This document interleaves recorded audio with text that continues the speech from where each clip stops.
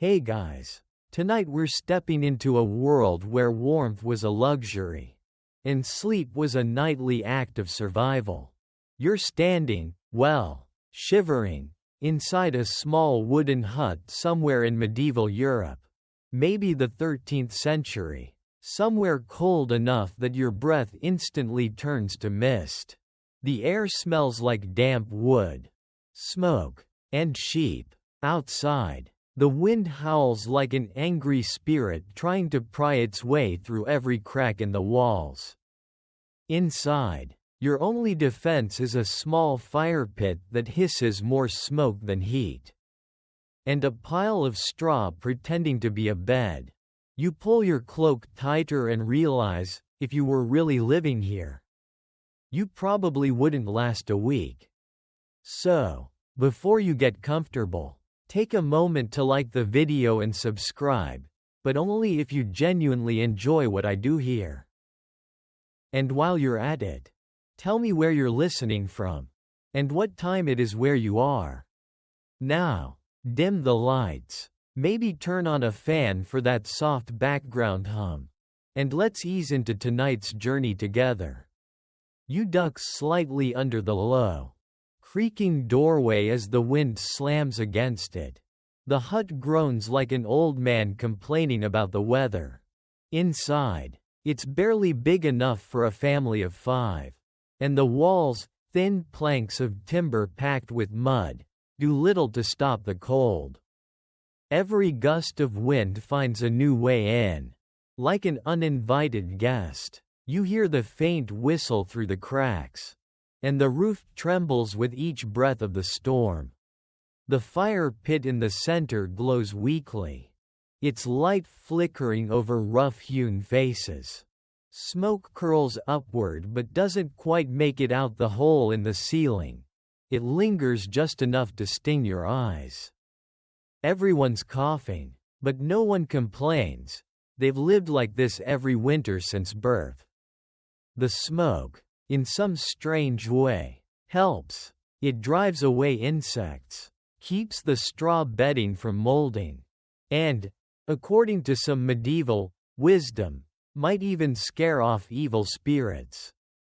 Talk about a multi-purpose air freshener. You take a step toward the sleeping area, and your boots crunch against bits of straw. The bed isn't much. A pile of dry grass covered with an old wool blanket that smells like both sheep and smoke. It's itchy, but it's insulation. Beneath it, the dirt floor is hard as stone, frozen in places. Some families lay animal skins beneath them to keep the damp from seeping into their bones. Others simply prayed for thick socks and a forgiving spine.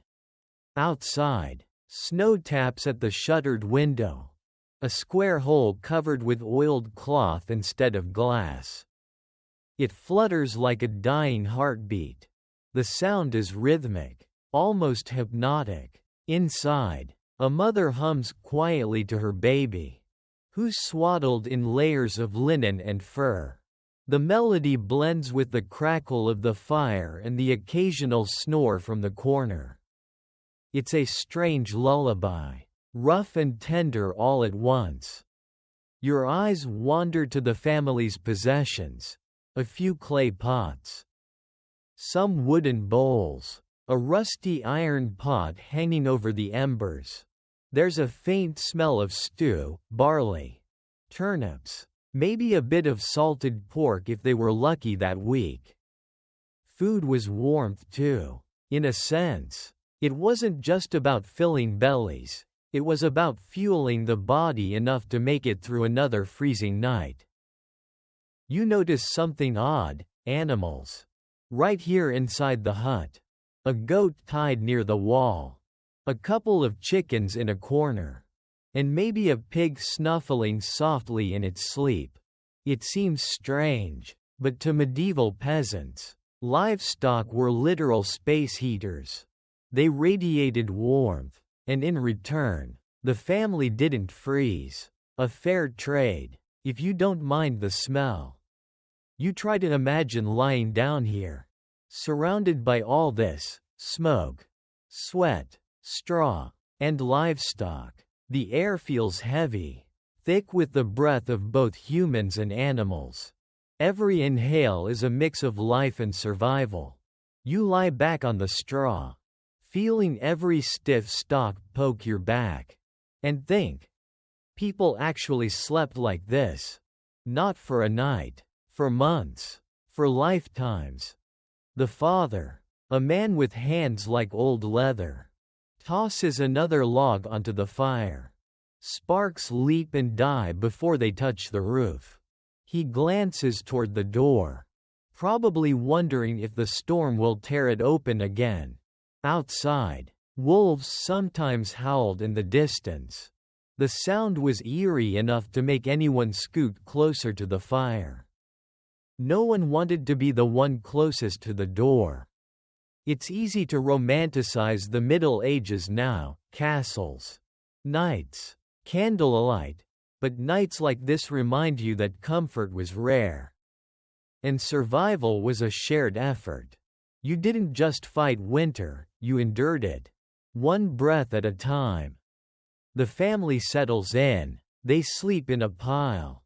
Bodies pressed close, sharing heat. The little boy's foot is sticking out from under the blanket.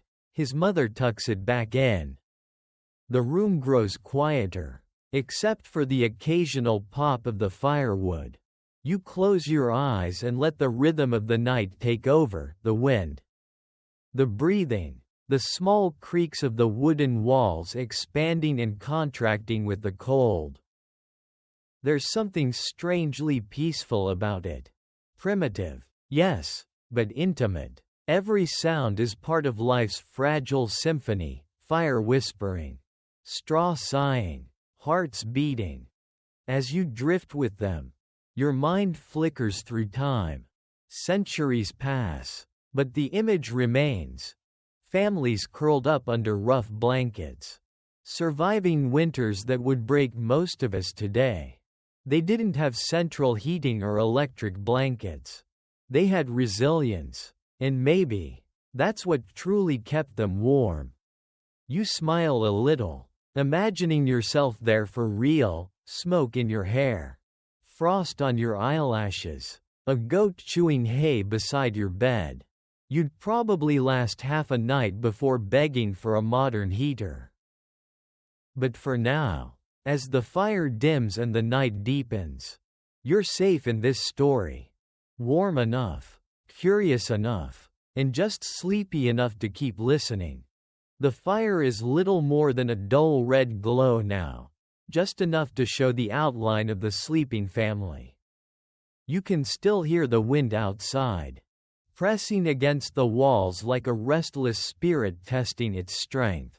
You pull the rough wool blanket closer.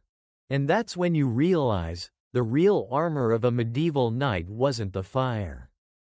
It was layers. You wiggle your toes and feel every piece of clothing still clinging to you. A linen shirt that smells faintly of smoke. A wool tunic. Another layer of wool. Maybe even a fur-lined cloak if you're lucky. You're not undressing for bed, you're dressing for battle. A battle against the cold. Medieval people slept in what they called night linen. But don't imagine silky pajamas or fluffy robes. No, this was coarse, itchy, and occasionally alive. Lice had a way of joining the party. Still, every layer mattered. Underclothes kept sweat away. Linen breathed better than wool. And outer layers trapped the precious warmth your body made through sheer willpower. You shift a little under the blanket, feeling the weight of your garments. It's heavy, like sleeping under history itself. If you're from the 21st century, your biggest bedtime concern might be the wrong side of the pillow being warm, but here, the whole pillow feels like a frozen brick. In the corner, the mother stirs. She's awake, adjusting her daughter's cloak. The girl's cheeks are pink with cold. her breath visible in the dim air. The mother tucks another layer of wool around her shoulders, smoothing it down gently. Every family had their own layering system. Some even slept with their outer coats on, the same ones they wore during the day. It wasn't laziness, it was survival. There's a funny rhythm to it all. They dressed and undressed not by comfort, but by temperature shifts. The moment you thought, I'm warm enough, the fire would fade, the wind would change, and your nose would freeze over again. You'd quickly learn that fashion was a luxury for warmer seasons. You glance over at the father. He's still snoring. Bless him, wearing a wool cap that covers half his face. Those weren't just for daytime hunts or pilgrimages. Medieval people often slept in nightcaps, tight little hats made of wool or linen. They trapped heat like a medieval beanie, preventing that frozen ear feeling that modern people only know from camping gone wrong. There's an old saying, keep your head warm and your feet dry. It wasn't just wisdom, it was law in a wooden hut during January. If your head got cold, your whole body followed. And the feet? Well, that's why socks, or foot wrappings, were sacred. Sometimes they used strips of old fabric. Sometimes rabbit fur. You can picture it now. People cocooned like sleepy onions, layer after layer until movement became optional. The truth is, even noblemen weren't spared from the layering ritual. In stone castles, the chill was just as merciless. You could wear silk if you were rich. Sure, but silk didn't stop the wind from whistling through cracks in the wall. In fact, some noblewomen were known to wear up to 5 layers, shift, kirtle, gown, surcoat, and cloak, before even crawling into bed. It wasn't vanity, it was strategy. You roll onto your side and notice a small detail, a piece of fabric hanging by the hearth. It's drying, stiff with frost. Laundry wasn't something done often in winter. Water was frozen and soap was rare. Clothes could go weeks, sometimes months, without washing. So those layers? They weren't just warm. They were historic records of everything you'd eaten, done, or spilled since last season. A wearable biography. Still, there's something oddly comforting about it all. The more you wear, the less the cold can reach you. It's like armor made of memory, stitched and mended, passed down from parents to children. That cloak you're wrapped in might have belonged to a grandparent who survived the harsh winter of 1283. Every patch tells a story, of endurance, of nights that froze solid, of mornings that thawed just enough for hope. You glance up. The smoke hole in the roof is letting in a draft again. A small breeze brushes your face. Icy and alive. You burrow deeper into your layers, grateful for every scratchy inch of fabric. Even your breath feels like part of the insulation now, lingering in the air like a soft ghost.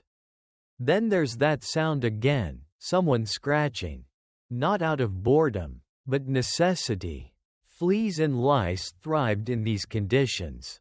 There were no hot baths, no washing machines, no sprays. You dealt with them the medieval way, by enduring, scratching, and sometimes burning your bedding when it got too bad. Historians say some people rubbed herbs like rosemary or mint into their clothes to keep bugs away. Others believed garlic stuffed into pockets helped. You can imagine the smell, rustic, to put it politely. But that's the thing. These layers weren't just clothes.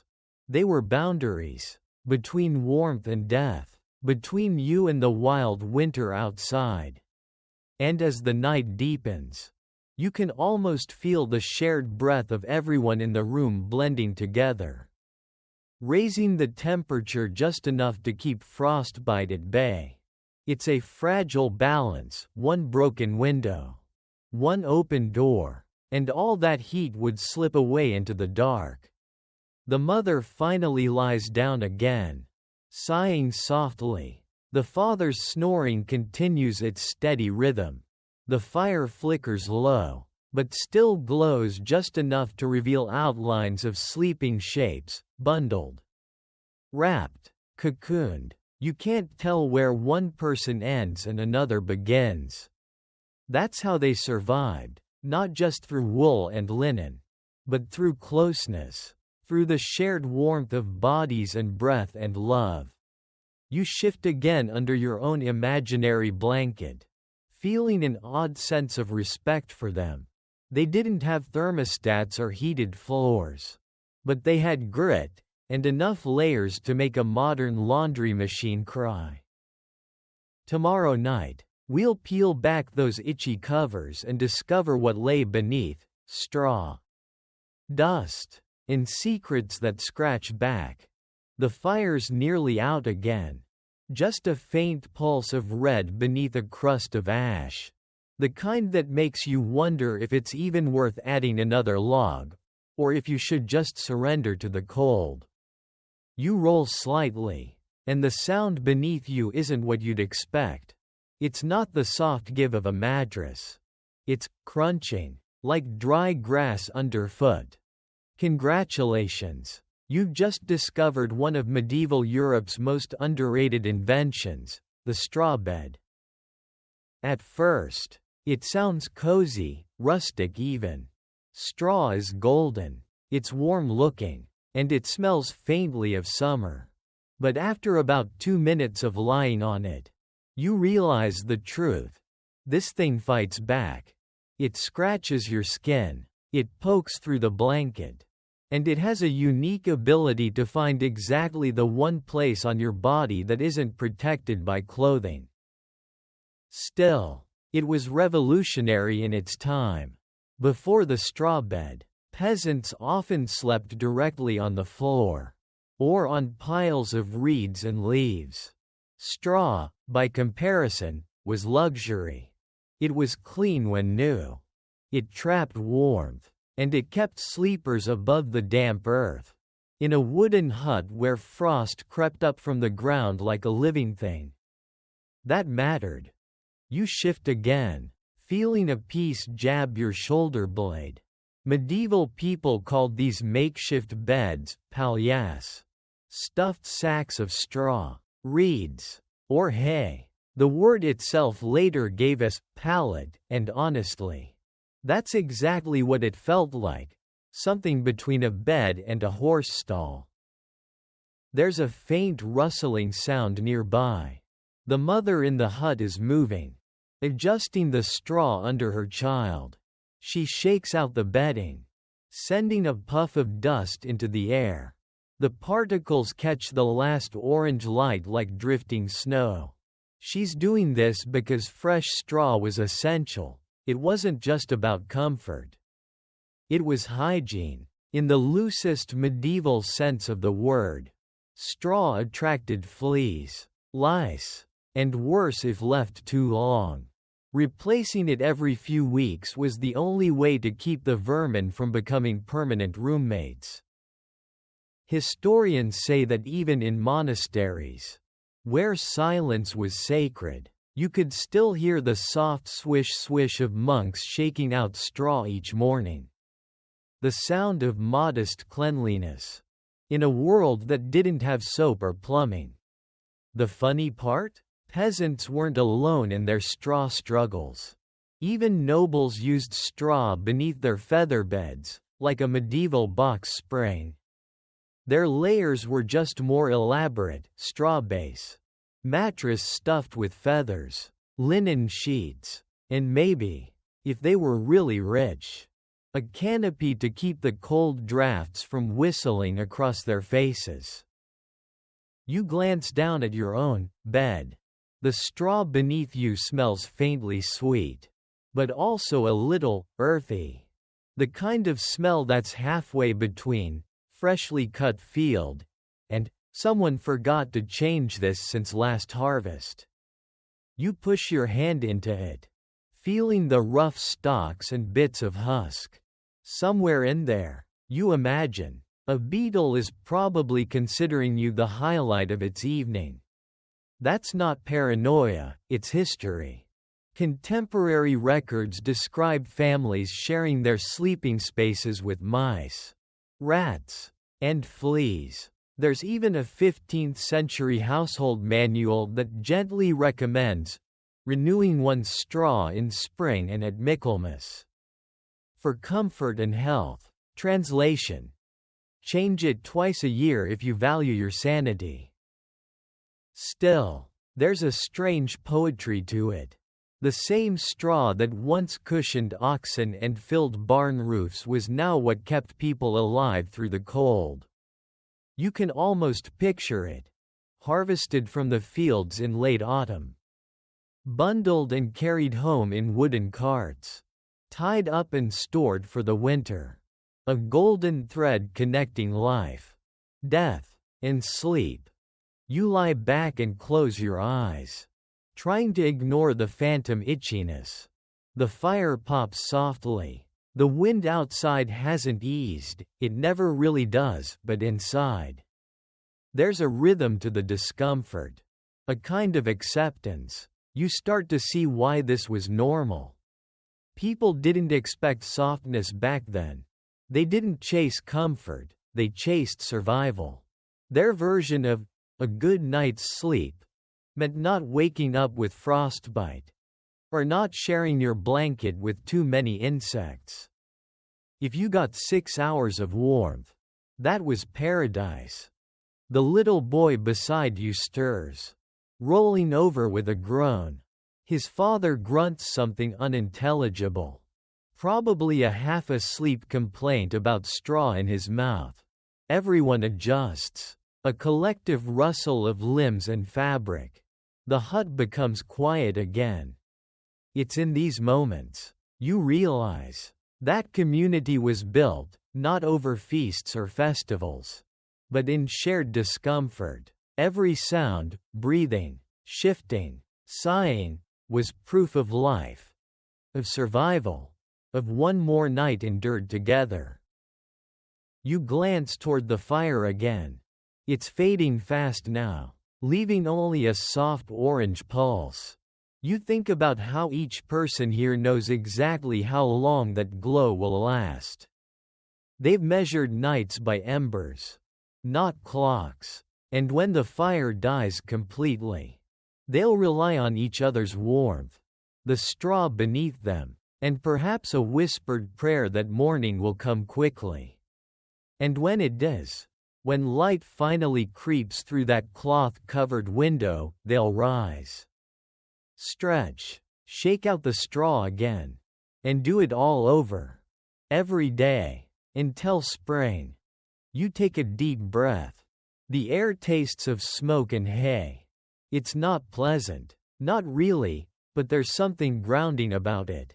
Something honest. This was sleep stripped down to its bones. You shift one more time, trying to find the least pokey spot, and smile to yourself. For all our memory foam and climate control, there's a part of you that wonders if we've lost something, the strange peace that comes from simply being alive. Sharing space and struggle, under one rough blanket of straw. Tomorrow night, you'll find out who else slept beside you, because warmth sometimes had 4 legs. Horns, or feathers. The hut smells different tonight. Not worse exactly, just busier. The air is heavier, thicker, and full of life that isn't entirely human. You shift on the straw, and from somewhere near your feet comes a quiet grunt. Then another, a soft shuffle, a faint, suspicious baa. You're not alone. Welcome to one of the Middle Ages' most practical sleeping arrangements.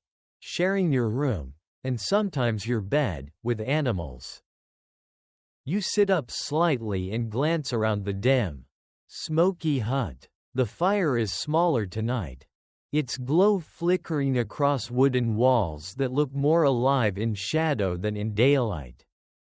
In one corner, a small goat shifts in its pen, chewing slowly. A pig lies stretched beside the door like an oversized, snoring watchdog. Chickens roost on a beam above your head, perfectly at home in this rustic sleepover. And right beside you, a cow's warm flank, rising and falling in rhythm, radiating a heat that feels almost divine. It sounds absurd to modern ears. Who would willingly sleep next to livestock? But to a peasant in medieval Europe, this was the best central heating system ever invented.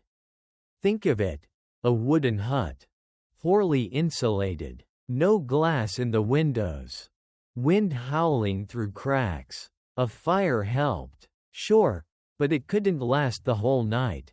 And wood was precious, so instead of wasting logs, families used what they already had, the steady warmth of their animals. It wasn't uncommon for smaller cottages to be built as a single space, humans on one side, animals on the other, separated by nothing more than a low wooden barrier.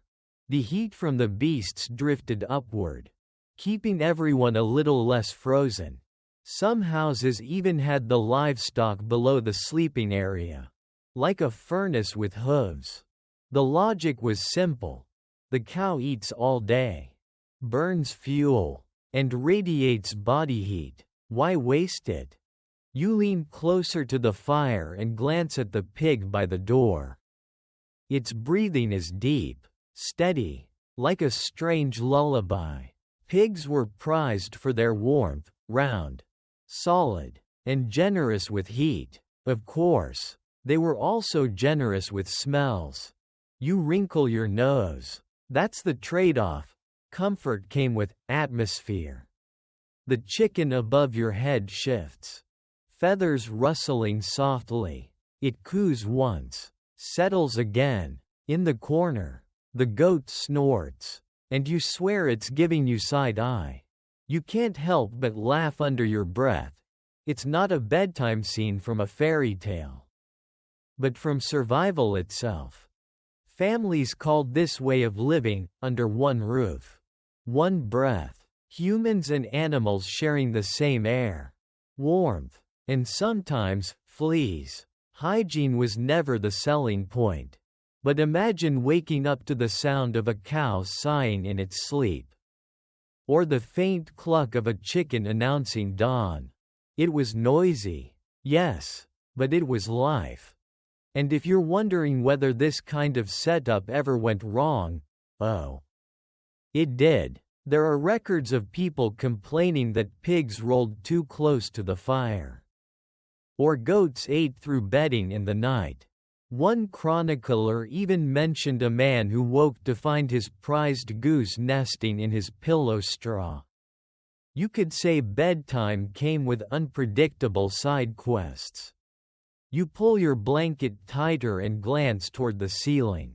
The rafters are black with soot, the air thick with warmth and scent. It's almost comforting. The animals' steady noises blend with the crackling of the embers. It's as though the entire hut is breathing as one, an orchestra of survival in the dead of winter. There's another layer to this, though, one people often forget: the emotional warmth. These weren't just farm tools, they were companions. Children named the goats and talked to them like friends. The family cow was often treated with quiet affection, even reverence, because losing it meant more than hunger.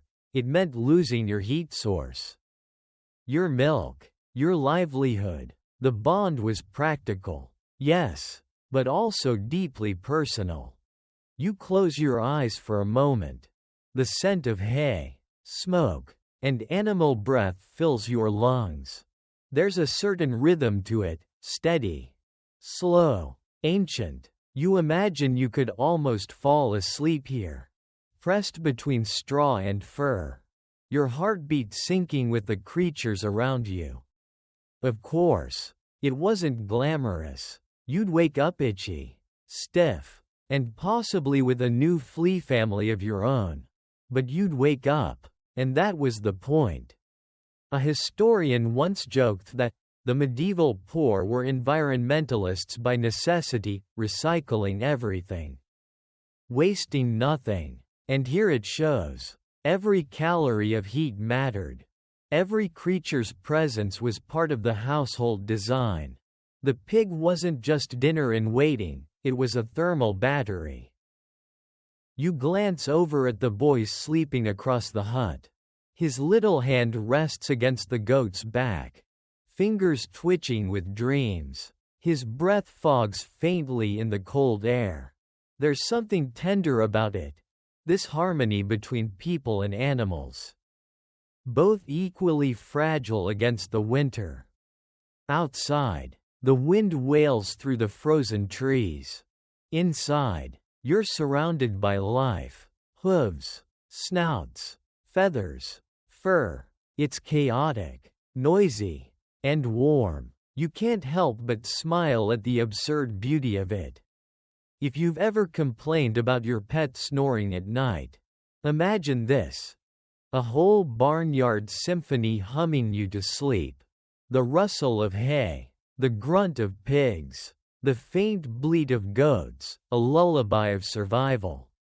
You pull the blanket higher over your face, and for a moment, the hut feels timeless. Centuries dissolve. It's just you, the fire, the straw, and the steady breath of warm creatures keeping you alive through another medieval night.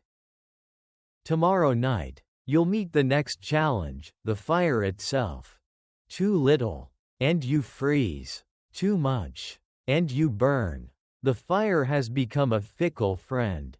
It flickers low in the pit, barely alive, glowing with the weak orange pulse of a tired heart.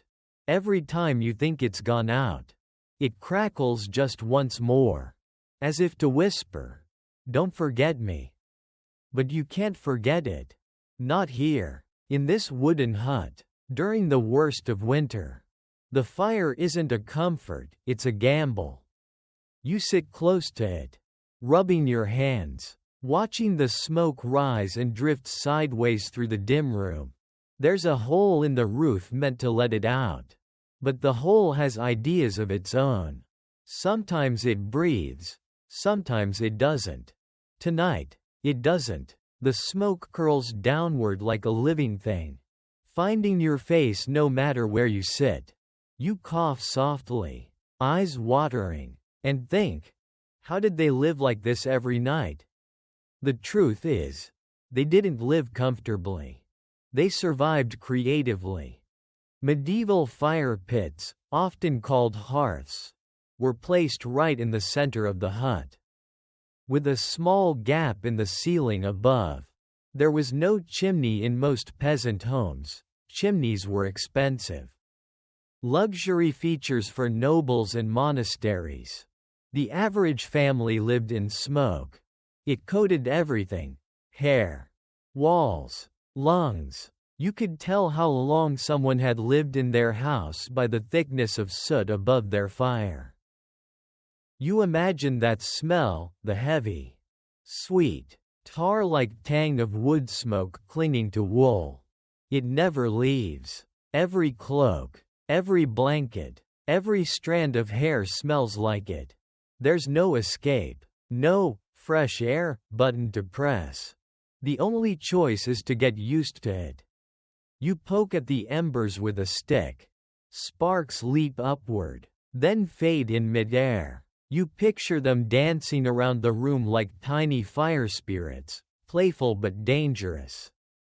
Because the fire that saves you can also destroy everything you own in one bad gust of wind.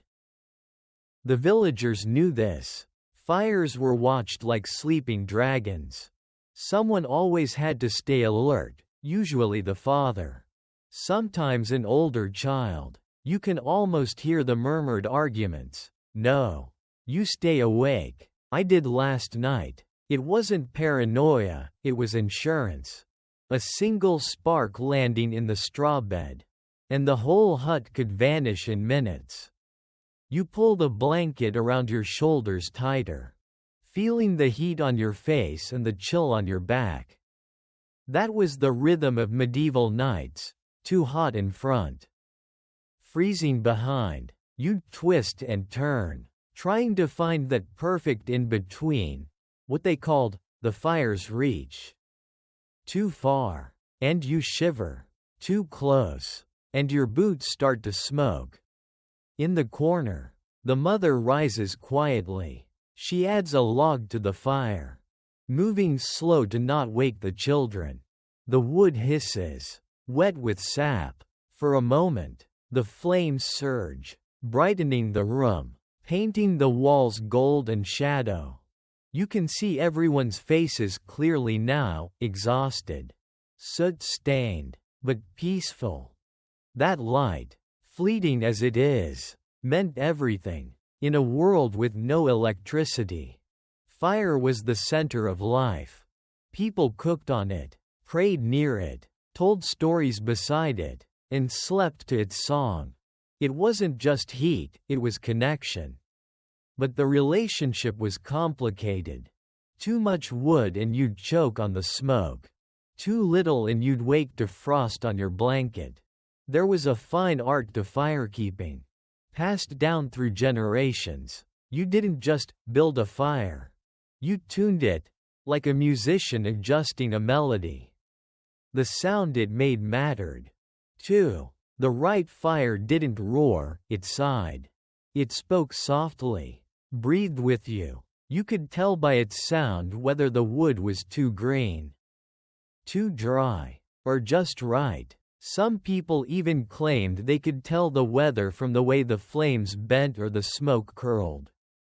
Maybe superstition, but when the world gives you no thermometer, you learn to listen to the fire instead. A log shifts suddenly, sending up a brief shower of sparks. You flinch instinctively. The pig near the door grunts. The goat snorts in disapproval. Everyone settles again. The hut smells of char and life. You lean closer, eyes half closed, the warmth seeping through your layers, the smoke scratching at your throat. It's uncomfortable, yes, but strangely hypnotic. The fire's pulse becomes your own heartbeat. You realize how much silence this world carried, how soundless the nights were without engines, without hums, without screens, just breathing, wind, and the soft whisper of flame. There's a superstition about fire you recall from this era. If it burned evenly, it meant peace in the home. If it sputtered or hissed too much, it foretold trouble. Some even believed the fire had moods, a soul that mirrored your own. You could insult it by ignoring it or letting it die too soon. Maybe that's why every medieval home had rituals around it. Some whispered a short prayer before lighting it. Some offered a pinch of salt to bless it. Others simply stared into it at night, the way we stare at phone screens now, seeking warmth, light, and something to fill the quiet. The room grows hazy. The smoke dances lazily near the ceiling. Your eyes sting, but you can't look away from the soft orange glow. It feels ancient, eternal, like the heartbeat of humanity itself. You think of how many centuries people sat exactly like this, huddled in the dark, watching flame. Outside, the wind claws at the walls again. Inside, the fire hums its low, crackling song, and for a moment, there's peace. Primitive, smoky, imperfect peace. You pull your blanket higher, your body halfway warm, your lungs half full of smoke, and you realize This is what survival smelled like. It wasn't clean. It wasn't easy. But it worked. Tomorrow night, we'll see how this warmth was shared, not just among family, but under one massive blanket. Because in the Middle Ages, personal space was about as rare as indoor plumbing. The night is long, the wind outside relentless, and the fire, well, it's doing its best. You shift under your blanket, realizing quickly that it's barely big enough for one person. Which is fine, because it's not your blanket alone. A small hand brushes your arm. A knee digs lightly into your side. Someone exhales near your ear. And the air smells faintly of wool, smoke, and onions from dinner. You're pressed between two people, warm, breathing, and half asleep. Welcome to the medieval version of family time. In these huts, privacy wasn't just rare, it was non-existent. A single room was everything: kitchen, bedroom, dining hall, nursery, and occasionally, stable. And when the nights froze solid, the rule was simple: you sleep together, or you don't wake up at all. It's hard to overstate how communal sleep really was. Entire families, parents, children, sometimes grandparents, shared the same bed or at least the same pile of straw. They slept close, not because they wanted to, but because survival demanded it. In some homes, even visiting travelers or servants might squeeze in, all under one enormous, itchy blanket. You lie still, feeling the weight of the wool pressing down. It's coarse and scratchy, but heavy enough to trap heat. The blanket smells of sheep's lanolin, a faint, waxy scent that never quite goes away. It's not pleasant, exactly, but comforting in its own rough way. Like an old friend who doesn't believe in deodorant. You try to stretch, but movement is risky. Every inch you gain means someone else loses warmth. It's a delicate economy of elbows and toes. The little boy on your left murmurs in his sleep, and his mother pulls him closer, tucking him into the fold between her and her husband. They move together like one living organism, adjusting, tightening, relaxing in rhythm. That rhythm was everything. The shared body heat, the shared breath, it kept them alive. Some historians estimate that huddling like this could raise the temperature under the blankets by as much as 15 degrees Celsius compared to the air in the room. That's the difference between comfort and frostbite, between morning and never waking up. But let's be honest, it wasn't exactly peaceful. Someone was always snoring. Someone's feet were cold. Someone, usually the father, rolled over and took half the blanket with him. In those moments, love and warmth collided with irritation. One medieval diary even complains of nightly quarrels regarding the covers. The first documented pillow fight, perhaps. And yet, despite the discomfort, there was tenderness here. You can feel it now, the small gestures in the dark. The mother whispering a prayer before sleep. The father reaching out to check the baby's breathing. The quiet sigh of a child finally drifting off. Face pressed into wool. It's not romance. It's endurance. And in that endurance, love quietly grows. Above you, the roof creaks. Snow is settling on the thatch, muting the outside world. The fire is only embers now. But under this shared cocoon of fabric and breath, you're still warm. The air inside the blanket smells of life, sweat, smoke, humanity. You'd call it claustrophobic today. Back then, it was safety itself. There's an intimacy to this kind of sleep that modern people can hardly imagine.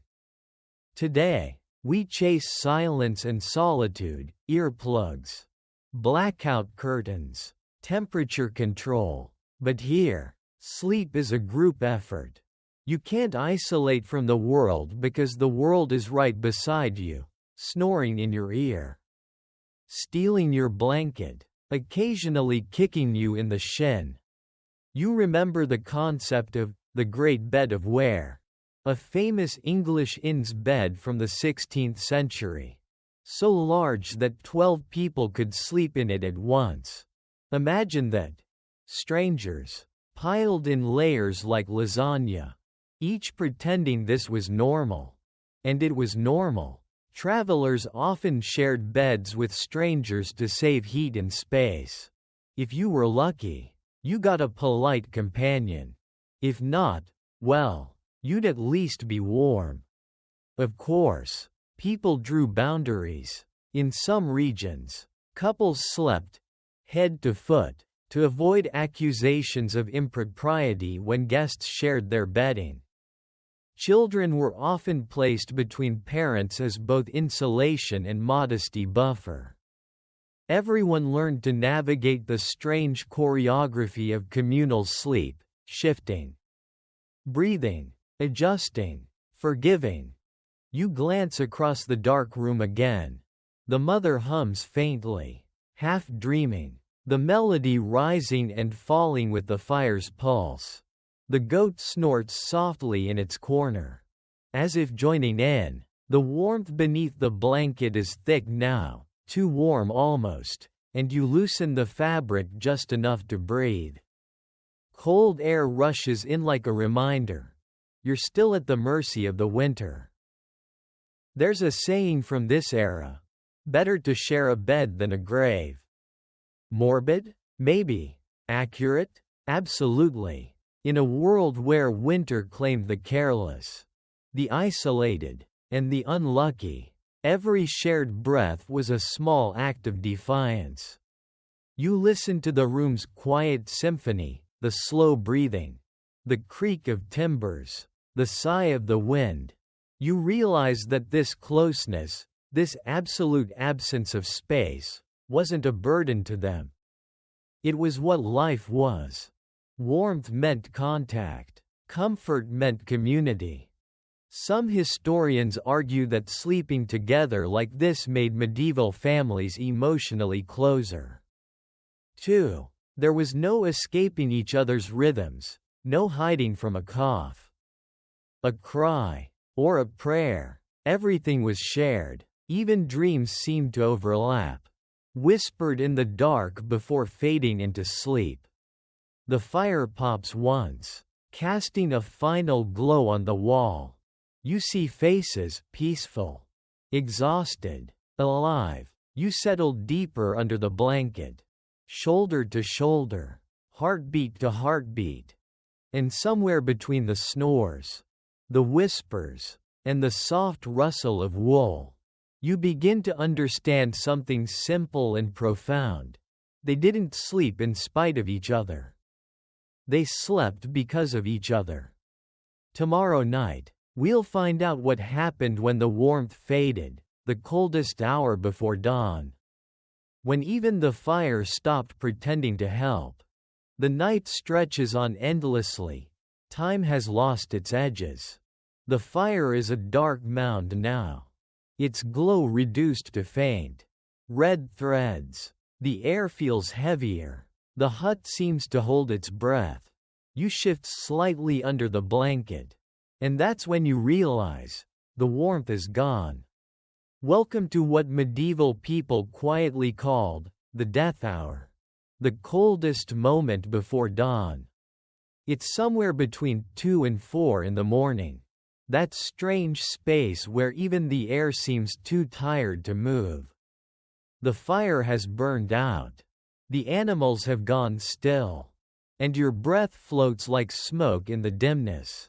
You can't see your own hands, but you can feel the frost forming on your eyelashes. Every inhale stings like a small punishment for daring to be alive. You're not imagining it. This was, and still is, the coldest time of night. Before the sun's first light touches the world, the temperature drops to its lowest point. For medieval families, that meant danger. Frost could creep across the floor. Food could freeze solid in clay bowls. And small children sometimes woke coughing, or didn't wake at all. You pull the blanket closer, trying to trap what little warmth remains. Everyone else is doing the same, stirring in their sleep, searching unconsciously for comfort. The mother shifts closer to her husband. He throws an arm around her without waking. The little boy curls into the hollow of her stomach like a cat. Even the goat presses against the wall, seeking whatever heat the wood has saved. You can hear the wood itself groan. The roof timbers contract in the cold, making a soft, eerie creak. It sounds almost like whispering, like the house itself is alive. Complaining about the weather. The air is so cold that each breath hurts your throat. You try to exhale slowly, to make it last longer. But the vapor still fades instantly. You tuck your hands under your arms. Your fingers are numb. The smell of smoke still lingers, clinging to the blanket and your hair. But the fire's warmth is only a memory. This is when endurance becomes an instinct, not a choice. No one moves much. Movement means losing more heat. You just lie there, layered in linen, wool, and silence, waiting for the faintest hint of morning. People in the Middle Ages knew this hour well. They spoke of it in whispers. Monks, rising early for prayers, described it as the hour of bones, when joints ached and breath turned to frost. Peasants, lying awake in their huts, called it simply the long hour. It wasn't uncommon for someone to get up then, not out of energy, but necessity. The father sometimes rose to check the fire, to see if any embers could be coaxed back to life. You watch him now, half awake, as he pushes himself upright, shoulders hunched. He pokes at the ashes, coughs quietly, then adds a few splinters of wood. They hiss and smoke, but don't yet catch. His face glows faintly in the darkness, red light flickering across eyes half closed from exhaustion. He knows this ritual by heart. It's the difference between mourning and misery. Slowly, the faintest spark catches. He blows gently, his breath clouding the air. The spark grows, trembles, and finally becomes a small, trembling flame. He sits back and exhales, like a priest who's just completed a private ceremony. The room responds to it. The faintest warmth returns. The air shifts. The children stop shivering quite so hard. You realize how fragile everything is. How a single flame can decide whether you wake up or don't. Historians note that this hour, the coldest, quietest one, was also strangely spiritual. Many medieval people believed the soul wandered most freely at this time, hovering between dreams and death. Some even claimed that prayers said then carried farther, closer to heaven, because the world itself was still. You can feel why. There's a silence here that's not empty, it's heavy. Like the whole earth is holding still, waiting. Even your thoughts sound loud. You imagine the snow outside, blank and endless, reflecting starlight across the frozen fields. Somewhere out there, wolves are moving, shadows gliding over ice. Inside, you are motionless, listening. There's something humbling about it. This is sleep stripped of all comfort, all illusion, just you and the dark, negotiating your existence one breath at a time. You understand now why morning meant more than light, it meant proof of life. The father lies back down, pulling the blanket over his shoulders again. His movements wake no one. The tiny flame he's revived begins to spread, licking at the new log. Shadows flicker on the walls. The hut looks alive again. You let out a slow breath. The air still bites, but there's hope in the color returning to the fire. The hour of bones is ending. You know that. Somewhere beyond the walls, the sky is beginning to fade from black to blue. You think about how we complain today when the thermostat is a degree too low. Or when the blanket slips off during sleep.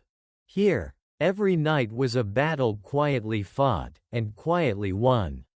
Your toes are still numb, but your heart feels strangely warm. There's a softness to this suffering. It's pure, uncomplicated, honest, the kind of discomfort that teaches gratitude for the simplest things: heat, light, breath. The rooster above your head stirs. The goat shakes itself, its collar jingling faintly. Outside, a crow calls once, sharp and distant. Dawn isn't far now. You close your eyes again, listening to the fire grow stronger. The worst is passing. Soon, there will be light, and with it, a kind of relief only the frozen truly understand. Tomorrow night, we'll trade the numbness for something far more irritating. What exactly was crawling under those layers of wool and linen all winter long? The fire is awake again, crackling softly like it never tried to kill you with smoke the night before. Dawn has painted the frost on the window cloth a dull gray. And the hut smells faintly of scorched wood, sour ale, and wool that's seen too many winters. You stretch under the blanket and immediately feel that familiar medieval sensation: itching. You scratch your arm, and the movement sets off a quiet chain reaction. The little boy scratches his leg. The father scratches his chest. Even the goat, not wanting to be left out, gives its side a good rub against the wall. Congratulations! You're now part of a centuries-old tradition: medieval laundry by fingernail. Because here's the truth no one likes to imagine when they picture simple life. In the Middle Ages, everything itched. And not just from the rough wool blankets or straw mattresses. The real culprits were much smaller. And much more ambitious: lice, fleas, and the occasional bedbug staging a midnight feast. You glance down at your clothes, or rather, the clothes you've been sleeping, eating, and possibly living in for weeks. Linen shirt, wool tunic, maybe a fur cloak if you're lucky. Layers upon layers, each one trapping warmth and life. People back then understood warmth well. But hygiene? That was another story. Bathing wasn't daily, or even weekly. In winter, water froze before it could get warm, and washing was believed to weaken the body. So, people got creative. They didn't kill the lice, they managed them. They picked them off like tiny enemies in an endless war. Sometimes cracking them between fingernails with the same satisfaction you get from popping bubble wrap. There's even a medieval saying that went something like, "Lice are the poor man's pearls." A grim joke, yes, but a common one. Everyone had them, even kings. Fancy robes just meant fancy places for lice to hide. You adjust your linen shirt, feeling the coarse weave against your neck. Linen was the closest thing to underwear in those days. It was smoother than wool and less likely to irritate the skin, at least when it was new. Over that, people wore wool tunics, cloaks, and socks that were basically strips of cloth wrapped around their feet. Wool was warm, yes, But it was also itchy, heavy, and nearly impossible to clean properly. Once it got damp, it stayed that way forever.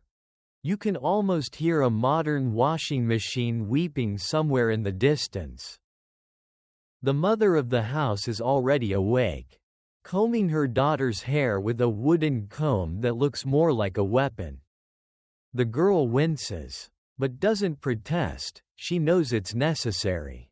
The combing isn't for beauty, it's a daily battle against infestation. If you've ever complained about tangles, imagine dealing with bugs that refused to pay rent. In wealthier homes, people tried tricks to fight back. They sprinkled herbs like lavender, rosemary, or mint in their bedding. Nobles sometimes used perfumes or vinegar rinses. Peasants? They relied on smoke. The constant haze inside huts wasn't just for warmth, it helped drive away insects. Imagine sleeping in a low-grade barbecue every night just to stay slightly less itchy. You watch the father pull on his outer tunic. It's stiff, rough, patched a dozen times. He doesn't even flinch when it scratches his neck. The body adapts. The mind learns to ignore. Comfort was for heaven. Endurance was for earth. Still, people weren't entirely hopeless about cleanliness. They washed their hands and faces when they could. And there were public bathhouses in towns, though not during plague years. When sharing warm water suddenly lost its appeal, monks were known to bathe 4 times a year, a schedule that would make any modern doctor faint. Yet to them, this was moderation and discipline, not neglect. You shift again, feeling that phantom itch return, and realize this wasn't just about being dirty, it was about survival. Every piece of fabric had a purpose. Wool kept you alive. Linen kept the wool from flaying your skin. The itch was the price of existence. And maybe, just maybe, it was also a kind of reminder. You couldn't forget where you were, or what life demanded. Every scratch was proof that you were still here, still breathing, still resisting the cold and the dark. A historian once described medieval clothing as a second skin made of necessity. That feels right. These layers weren't fashion, they were armor. Armor that pinched, itched, and occasionally crawled, but armor nonetheless. The girl finally smiles as her mother finishes her hair and ties a cloth over it. The lice, temporarily defeated, retreat to fight another day. The fire pops, and sunlight sneaks through the cracks, falling across the worn wood of the floor. You catch a whiff of something new, the promise of breakfast.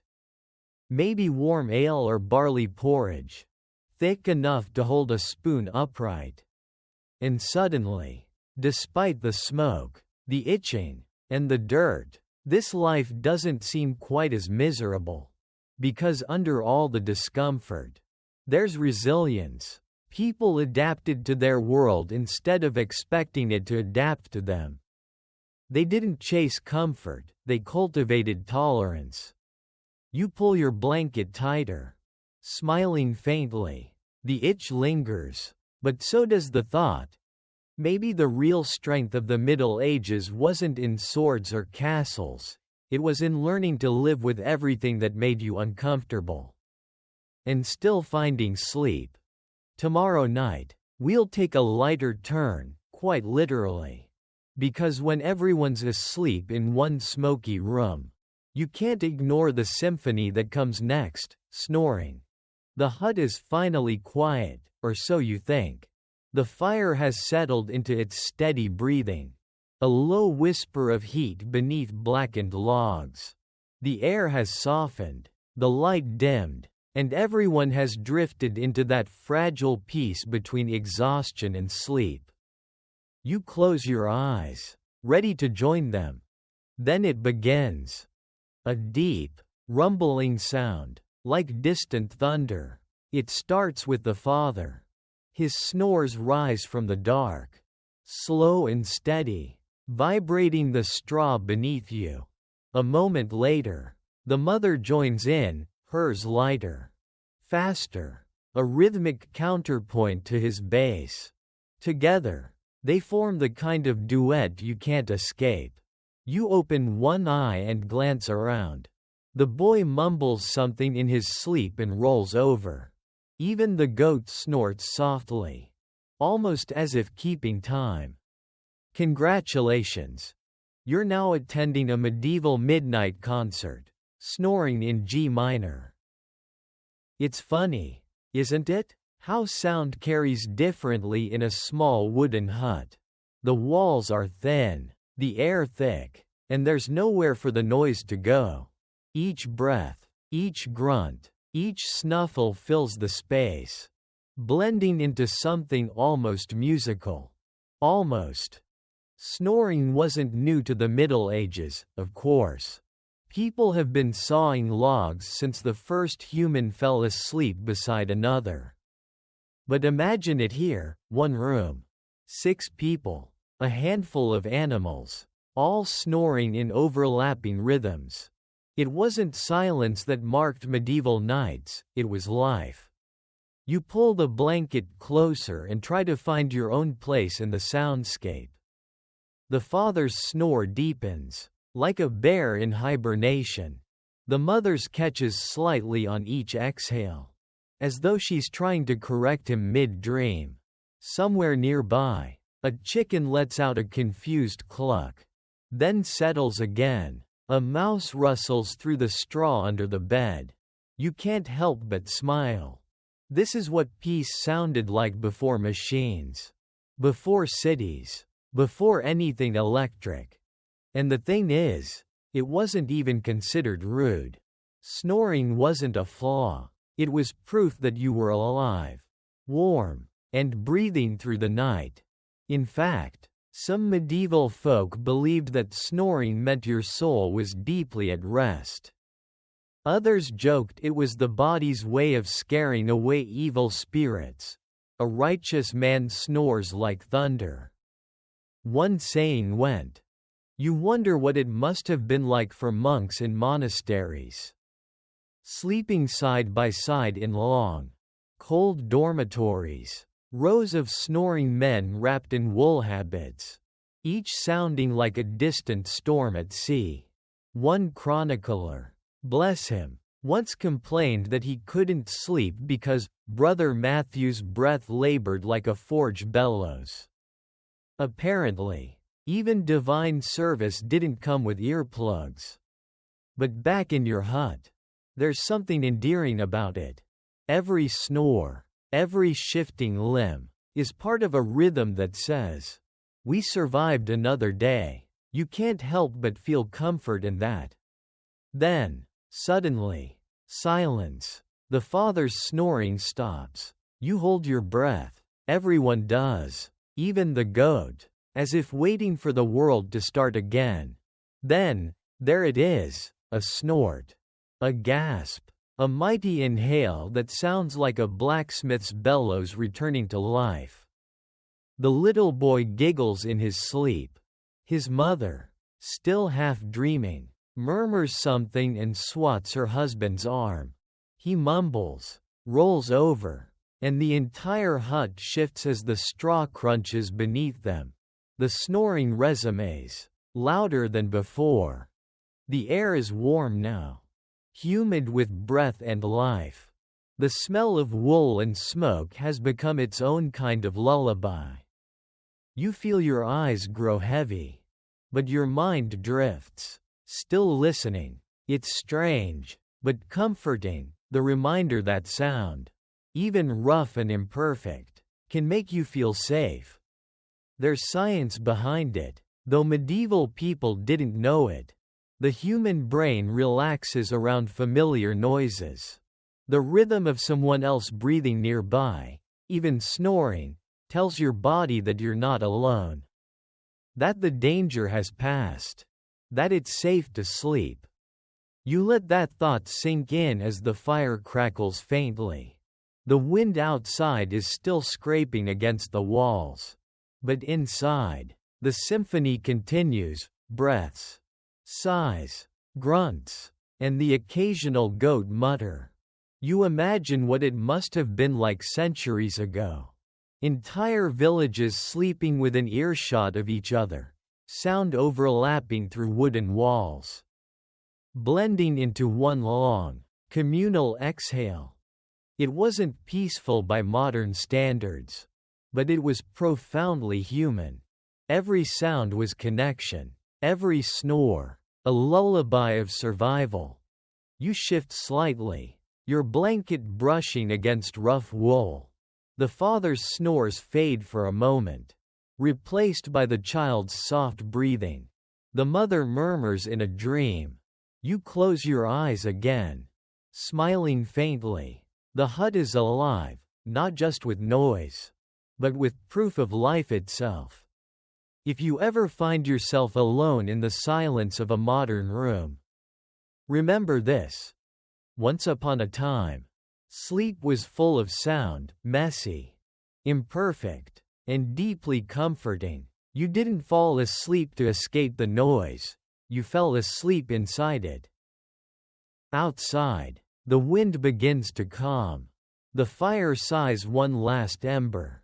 You drift with them all, into that strange, gentle harmony of medieval sleep. Tomorrow night, we'll break that harmony wide open, because in the Middle Ages, nobody slept through the night straight. There was a secret pause, a quiet awakening in the dark, the two sleeps. Sometime in the night, long after the fire has sunk into glowing coals and the snoring symphony has quieted, you stir awake, not sharply, not startled, just awake, as if your body has quietly decided it's time. You blink in the dimness, disoriented for a moment, unsure why you're conscious at all. The air is still cold enough to sting your nose. And yet you feel oddly calm, not alarmed. And then it hits you, you're not broken. You're medieval. Because in the Middle Ages, people didn't sleep through the night in one solid stretch. They slept in two parts. What we now call first sleep and second sleep. You sit up slightly, pulling the wool blanket around your shoulders. The room is hushed. Half asleep, the fire gives off a dim red glow that barely touches the corners. The others lie motionless, their faces peaceful, a faint snore here, a cough there, but this in-between moment, was normal. Medieval people expected to wake up around midnight. They even had a name for it, the watch, or the waking hour. They would rise quietly, pray, tend the fire, check the animals, or sometimes just talk. Then, after an hour or two, they would lie back down and drift into their second sleep, deeper and dreamier than the first. You listen carefully to the sounds in the hut. A shuffle, a sigh, then the creak of the floor as the father stirs. He rises, wraps his cloak tighter, and pokes the fire with a stick. Sparks flicker to life, illuminating the room in small bursts. He's not annoyed about being awake. This is simply what happens. His body knows the rhythm even without a clock. The mother wakes next, her eyes half open. She whispers something, perhaps a prayer, perhaps a request for water. The boy mumbles and rolls over. You can hear the quiet hum of breath as she sits for a while. Her silhouette framed by faint firelight. Maybe she's thinking about the next day's chores. Maybe she's simply enjoying the silence. You realize this quiet hour was one of the few moments in medieval life that truly belonged to people. During the day, work ruled everything: fields, tools, Animals, masters. But at night, between first and second sleep, time slowed. It was a space for thought, for intimacy, even for reflection. Some historians believe couples often talked, prayed, or shared tenderness in these dark hours. There's a kind of poetry in that. The heart of the night is a small pocket of freedom. The air inside the hut feels heavier now, richer somehow. You notice the soft rhythm of the animals breathing. The goat shifts. The pig gives a faint snort. The chicken flutters once above the beam. Everything is still alive, half dreaming, sharing this liminal space between sleep and wakefulness. You glance toward the small cloth-covered window. Outside, the world is dark blue, moonlight faintly glowing through frost. The snow glimmers faintly, like powdered silver spread across the fields. For a brief moment, it feels like you're standing at the edge of time, watching the world hold its breath. There's something strangely familiar about it. Maybe you've experienced it too. That moment when you wake in the middle of the night for no reason. You look at the clock. It's 2:30 a.m., and you can't fall back asleep. You think something's wrong with you. But it's not. It's memory, an echo of how your ancestors lived, built into your body. You were meant to wake then. Doctors of the time even wrote about it. A French physician in the 16th century described the first sleep as deep and restorative, and the second sleep as gentle and filled with dreams. Monks structured their prayers around it. Farmers timed their mornings to it. The pattern wasn't broken, it was human. The father returns to his bedding now. The fire gently rekindled. The glow spreads through the hut, painting faces in warm amber. The mother lies back down too, murmuring something that sounds like a blessing. Within minutes, the rhythm of breathing resumes, the beginning of second sleep. You settle down as well, resting your head against the bundled straw. The warmth seeps back under the blanket. The noise fades, and your mind starts to wander in that soft, drifting way between dreams and awareness. It's easy to see why people thought of this time as sacred. Without lamps or noise, the night itself felt alive, like a vast, slow creature breathing all around you. You weren't fighting it, you were part of it. A few embers crackle, sending tiny bursts of light across the ceiling.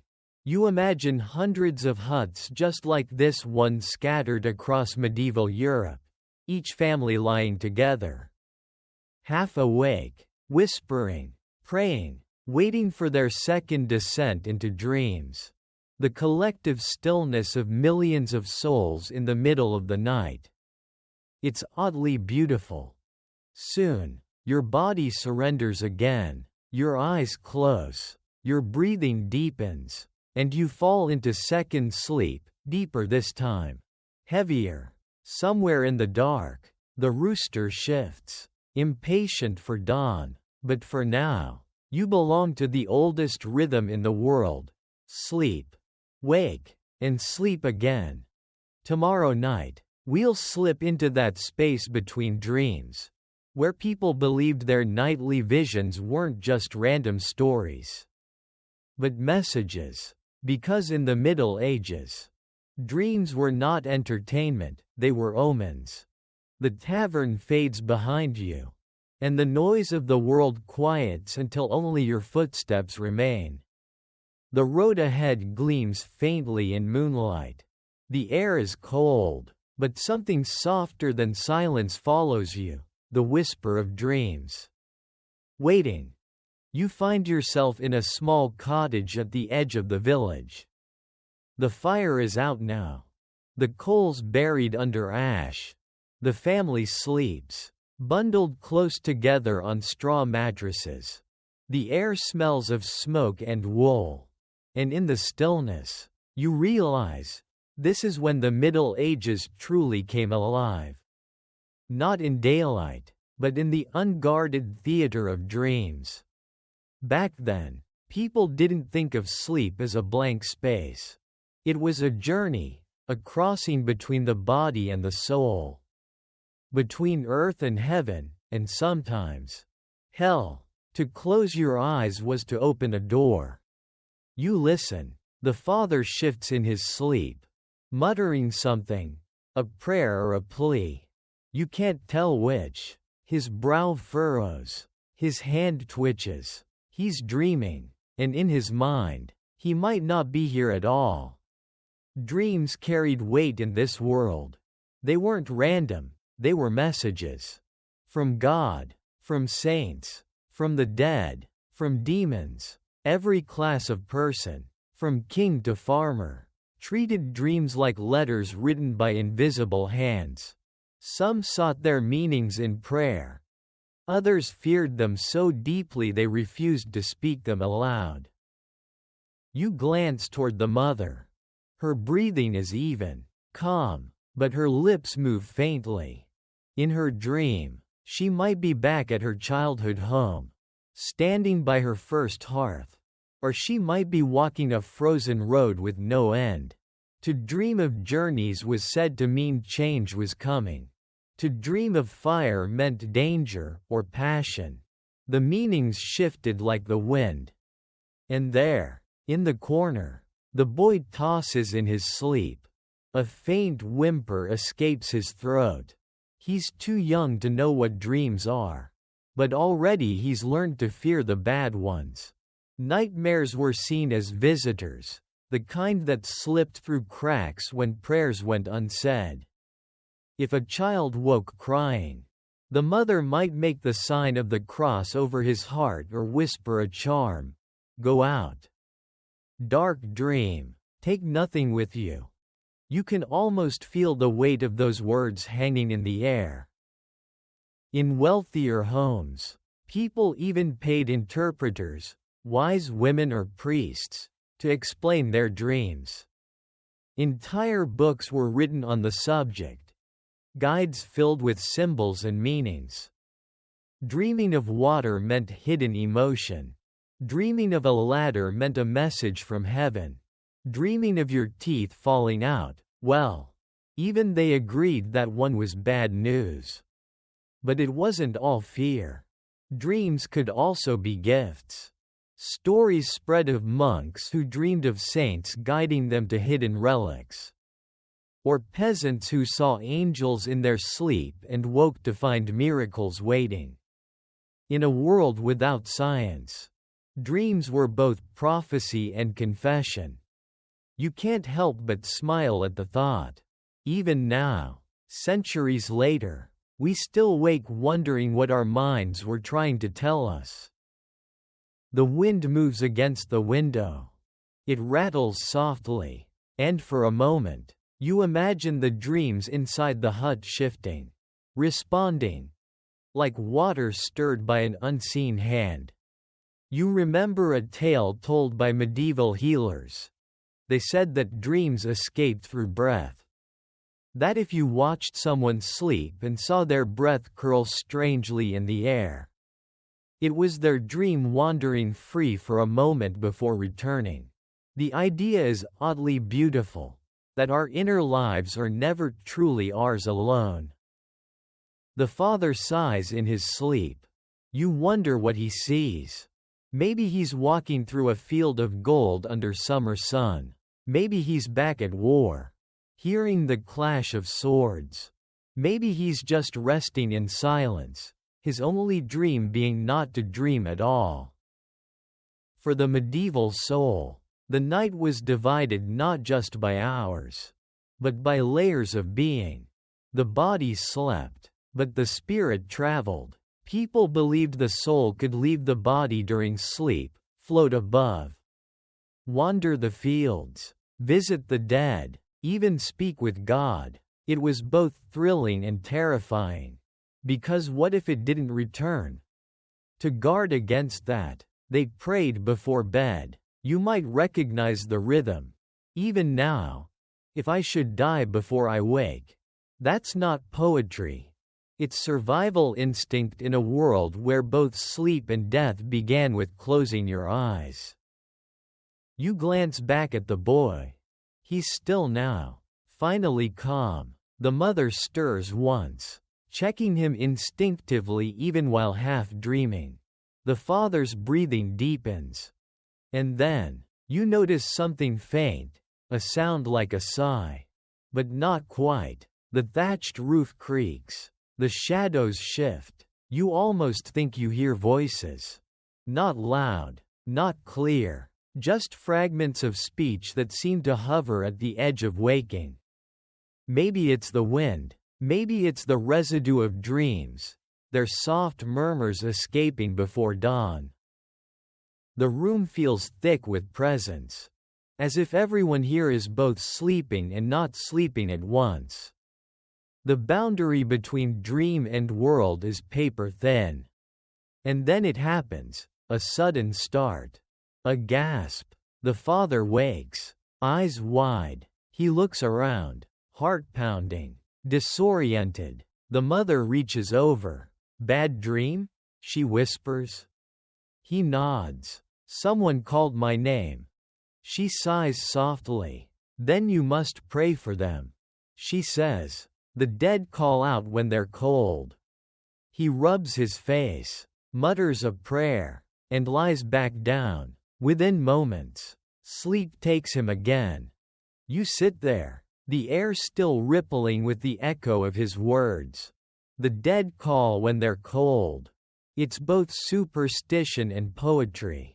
It's the kind of thought that lives forever in the folds of night. Outside, dawn begins its slow return.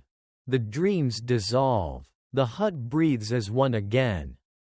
Tomorrow night, we'll look deeper into that line between sleep and spirit, to the strange medieval belief that dreams could visit from the other side. And that sometimes, those dreams didn't stay dreams at all. The dawn that ended the last dream fades quickly. And once again you find yourself wrapped in the long hush of medieval night. The fire is low, the air still. The world feels softer now, half awake, half asleep. This is the hour when dreams stretch their fingers into reality. And tonight, those fingers are cold. The cottage is quiet again. The family asleep. Outside, frost glitters faintly in moonlight. The mother shifts under her blanket. Her breathing slows. Her eyes move beneath her lids. She is dreaming. At first, it's nothing unusual, a road, a field, the distant sound of bells. But then, someone steps into the dream. A figure she recognizes instantly. Her father. He's been dead for 6 years. She freezes. Even inside the dream, he looks exactly as she remembers, tall, kind eyes, hands rough from farm work. But his face is pale. Too pale. And there's frost on his shoulders. He doesn't smile. He only says her name once. Quietly, like a secret. She tries to speak, but the air in the dream feels thick. As though she's underwater. Her throat won't move. He lifts one hand, points toward the hearth, then toward the door, then vanishes like breath on glass. She wakes with a small cry. The room is dark, still, unchanged, but the fire, she sees it immediately. The ashes are black. Cold, she stares for a moment, heart racing, then throws off her blanket and rushes to relight it. By the time the first flames catch, she's trembling. Her husband mutters something in his sleep but doesn't wake. She sits there, watching the fire grow, whispering the prayer her mother taught her, if the dead call, answer with light. You can almost feel her fear and relief tangled together. Because in the Middle Ages, Dreams like this weren't dismissed, they were believed. Entirely. To dream of the dead wasn't imagination. It was visitation. They believed the souls of the departed wandered between worlds. Especially at night, seeking warmth, forgiveness, or prayers from the living. A dream was their doorway. A conversation through mist. Priests wrote sermons warning against false visions, sent by demons to deceive.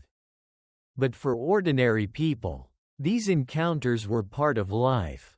They didn't argue theology, they tended to the fire, said a prayer, and left a small piece of bread on the windowsill, just in case. You sit beside the woman as she watches the flame rebuild itself. She's calmer now, but she doesn't lie back down. Instead, she takes her rosary and murmurs the familiar Latin, Requiem aeternam dona eis.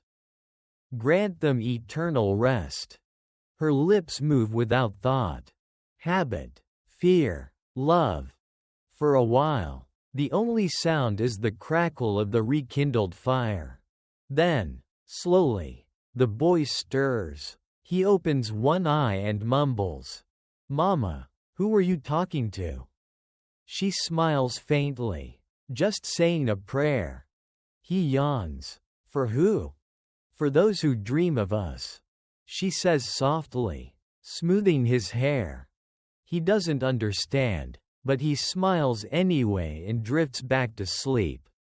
You realize the beauty and the strangeness of it. How the boundary between the living and the dead wasn't a wall back then, but a veil, thin, trembling, easily brushed aside. Monks recorded stories of the departed appearing to ask for masses to be said on their behalf. Soldiers dreamed of fallen comrades whispering where to find their lost swords. Widows swore they felt their husband's breath at night, their hands still warm. In this age, death didn't end conversation, it just changed the tone. There's an old belief, perhaps whispered even now, that if you ignored such a dream, the dead would grow restless. They'd return again and again, colder each time, until you listened. The only cure was to do what they'd asked. Light a candle, say a prayer, forgive a debt, or mend a promise. You glance at the mother again. The candle on the table burns low, its wax spilling down like melted thyme. She whispers something, too soft to hear, and for a moment, you could swear she's not alone. The air shifts. The flame bends slightly, as though someone unseen has just exhaled. Then it's gone. The room settles. The fire burns steady now, its warmth creeping back into the walls. You wonder what it would feel like to believe so deeply that dreams weren't tricks of the mind but true meetings of souls. That sleep itself was a kind of communion. In a world so full of loss, war, plague, famine, maybe that belief was mercy. It let love survive the grave. Outside, the frost is thick on the ground. The stars shimmer faintly. Somewhere, a church bell tolls 3 times, the hour of souls, when the living and the dead share the same silence. The woman finally lies down again. Her eyes close. Her breathing slows. This time, her dream is softer, just the sound of wind through tall grass. Sunlight. Her father's hand warm on her shoulder. No words, just peace.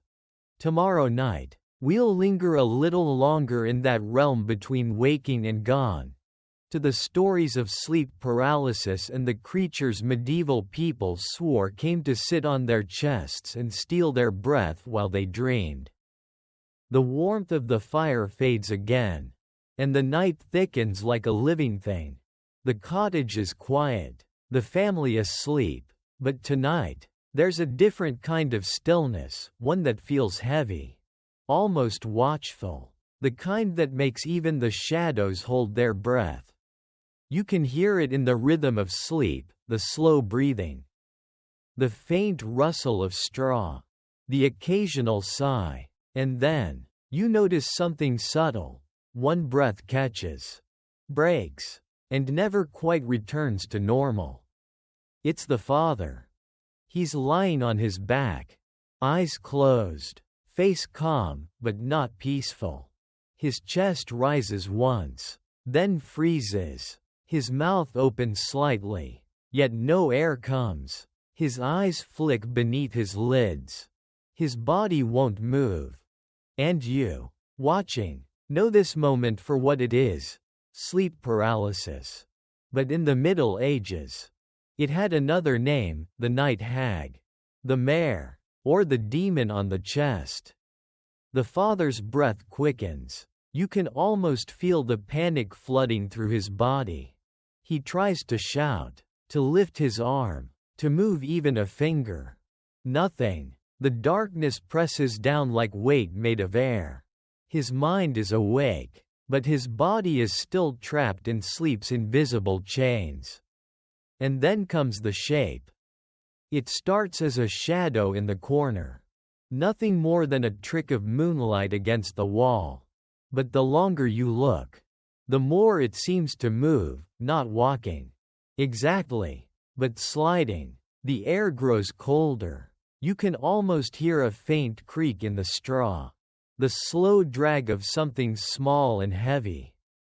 The father's heart pounds beneath his ribs. He can't open his eyes, but he feels the presence draw closer. The weight climbs onto the bed, deliberate, patient. The straw bends under invisible feet. Then it settles, right on his chest. He can't breathe. He can't scream. All he can do is stare into the darkness behind his own eyes and feel that terrible pressure, like a hand, or a claw, or something older than either. He's not alone. For centuries, people across Europe described this exact experience. They called it the mare, from which we get nightmare. In Old English, mare meant a malicious spirit, often female, that crept onto sleepers and stole their breath. In Iceland, she was called Mara. In Germany, Nachtmar. In France, Cauchemar. Always the same story. Always the same terror. The mare didn't kill. She lingered. She watched. She fed on fear. You can almost understand why they believed. Imagine waking unable to move, feeling the full weight of something unseen pressing on your chest, your breath trapped, your pulse roaring in your ears. In a world without science, it could only mean one thing: possession. You glance at the father again. Sweat glistens on his forehead. His lips move soundlessly, forming a prayer. Jesu.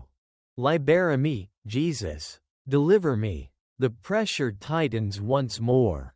Then suddenly, like a snapped thread, it's gone. He jerks upright, gasping. The sound is harsh, desperate, alive. The room is still. The fire flickers faintly.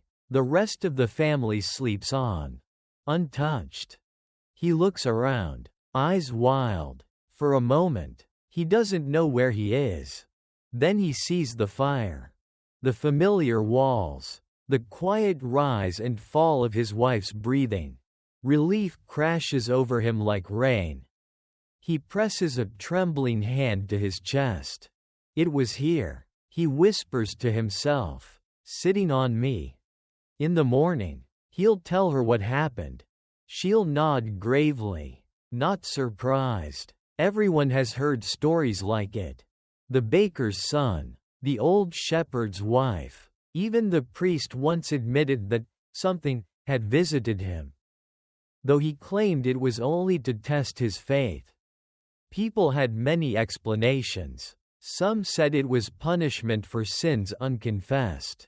Others swore it was witches, sending their spirits to ride men in their sleep. The church preached that demons exploited the body's weakness during the night. And in small villages, old women kept simple remedies. Place an iron key under your pillow. Sprinkle holy water on the bedposts. Never sleep flat on your back.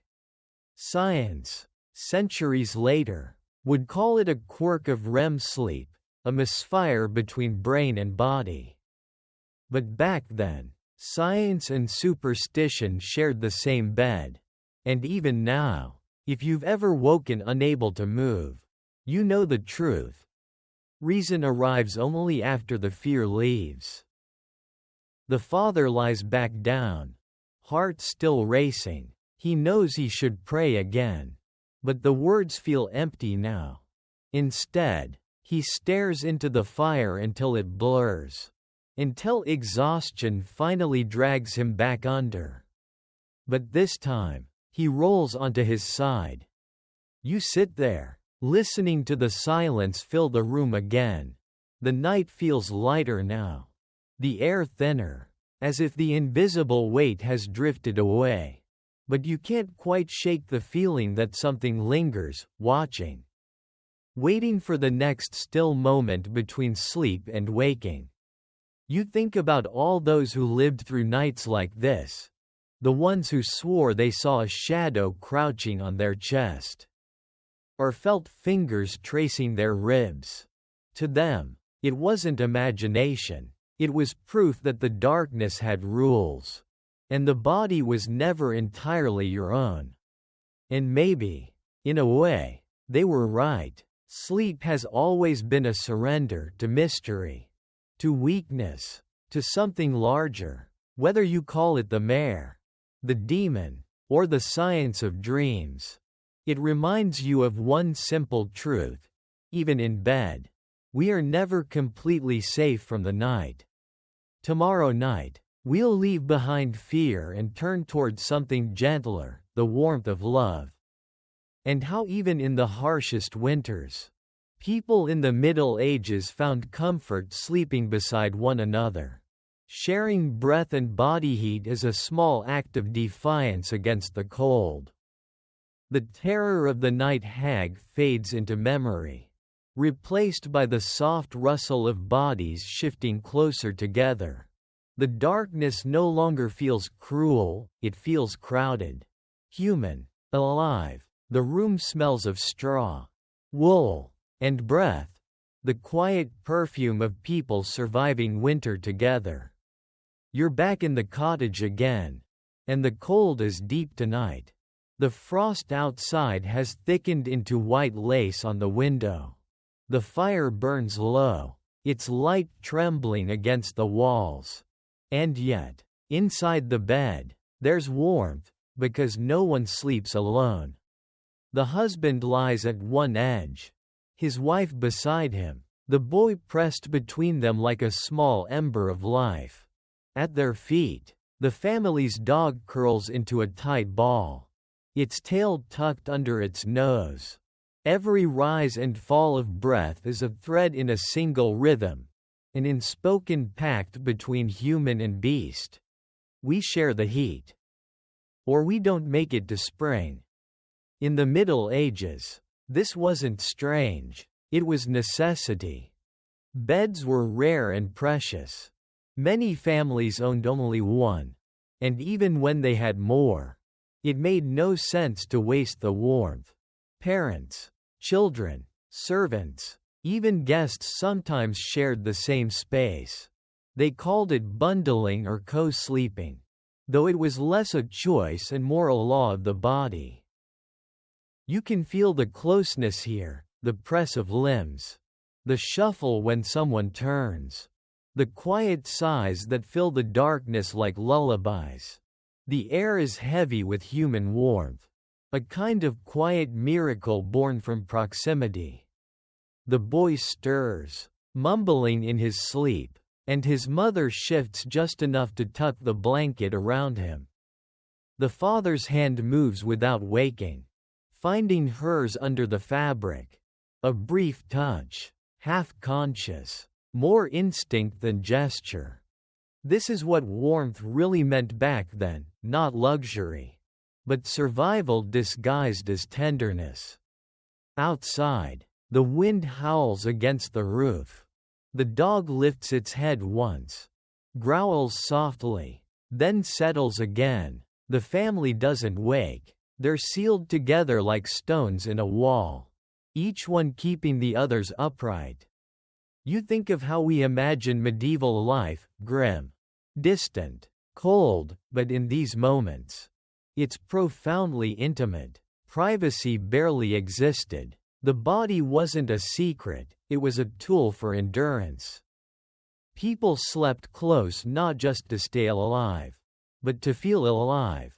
In larger homes, even servants shared beds.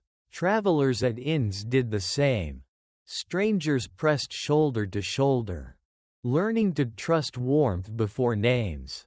There's a saying from the period, "Better a shared bed than a cold grave." It sounds grim, but there's wisdom there too. You imagine a tavern room above the noise and smoke of the hall. A straw mattress. 3 men already asleep, boots still on. Another traveler enters, hesitates, then squeezes in. No one complains. The human body was both shield and confession. It told you everything about how hard the world could be and how soft people still chose to be within it. And then there were lovers. You can almost see them now. A pair of newlyweds in some drafty manor chamber. Wrapped in fur and candlelight. The bed creaks. The curtains sway. They speak quietly. Their words lost to time but their tone universal. That mixture of nervousness and warmth that happens when 2 people share a bed for the first time. Love in this age wasn't gentle the way we imagine it. It was forged from cold, hunger, and long nights. But when it came, it burned bright. To share a bed was to trust someone with your warmth, your body, and, in a way, your soul. Even among the poor, a small kindness before sleep, a hand clasped, a murmured word, was enough to make the cold bearable. There's an old proverb whispered across centuries: better to sleep with kindness than with comfort. You glance again at the family. The mother's breathing has deepened. The father's chest rises and falls steadily. The boy's hand twitches against his mother's arm. In the faint firelight, their faces look peaceful, connected by something wordless. There's a kind of grace here, humble, fragile, and utterly human, the kind that never makes it into history books but holds entire worlds together. You remember the stories of travelers waking in the same bed, strangers who shared warmth one night and friendship the next. Sometimes, even peace treaties began that way. Negotiations continuing under firs when the fire went out. The night made equals of everyone. You realize that's the real lesson hidden in this scene, in the darkness. Distinctions fade, rich and poor, man and woman, child and parent. All are bound by the same breath, the same fragile warmth that could vanish if the fire dies. The night outside moans with wind again, shaking the shutters. The dog's ear twitches. The boy burrows closer. The mother stirs once more, half awake, murmuring something that sounds like a prayer, though the words are lost. The father shifts, wrapping his arm around both of them. It's not a grand gesture, not even a conscious one. But it's the oldest language in the world, the body saying, "I'm here, we'll make it through another night. Tomorrow night, we'll step beyond the homes and the hearths, to the icy roads where travelers and messengers faced the dark alone, carrying warmth not from fire or family, but from the stubborn will to keep moving through the cold. The warmth of the shared bed fades behind you, and the sound of breathing gives way to the sound of footsteps, slow, deliberate, crunching on frozen earth. The world is vast again, cold and indifferent. The fire is miles away. The night belongs to the road. You are walking beside a traveler, a man cloaked in wool, boots stiff with frost, his breath white in the dark. The road stretches before him like a ribbon of dull silver, moonlight glinting faintly on ruts carved by countless wheels. He doesn't speak much. The cold doesn't allow it. Every word costs heat. The air hums with stillness. Somewhere in the distance, a dog barks once, then silence again. The trees lining the road lean inward, their branches black and bare, like ribs arching over a spine of ice. The man keeps walking. He carries a small lantern at his side, its flame trembling with every gust of wind. It barely lights his path, but it gives him something, the illusion of control, the fragile belief that as long as the light moves, so will he.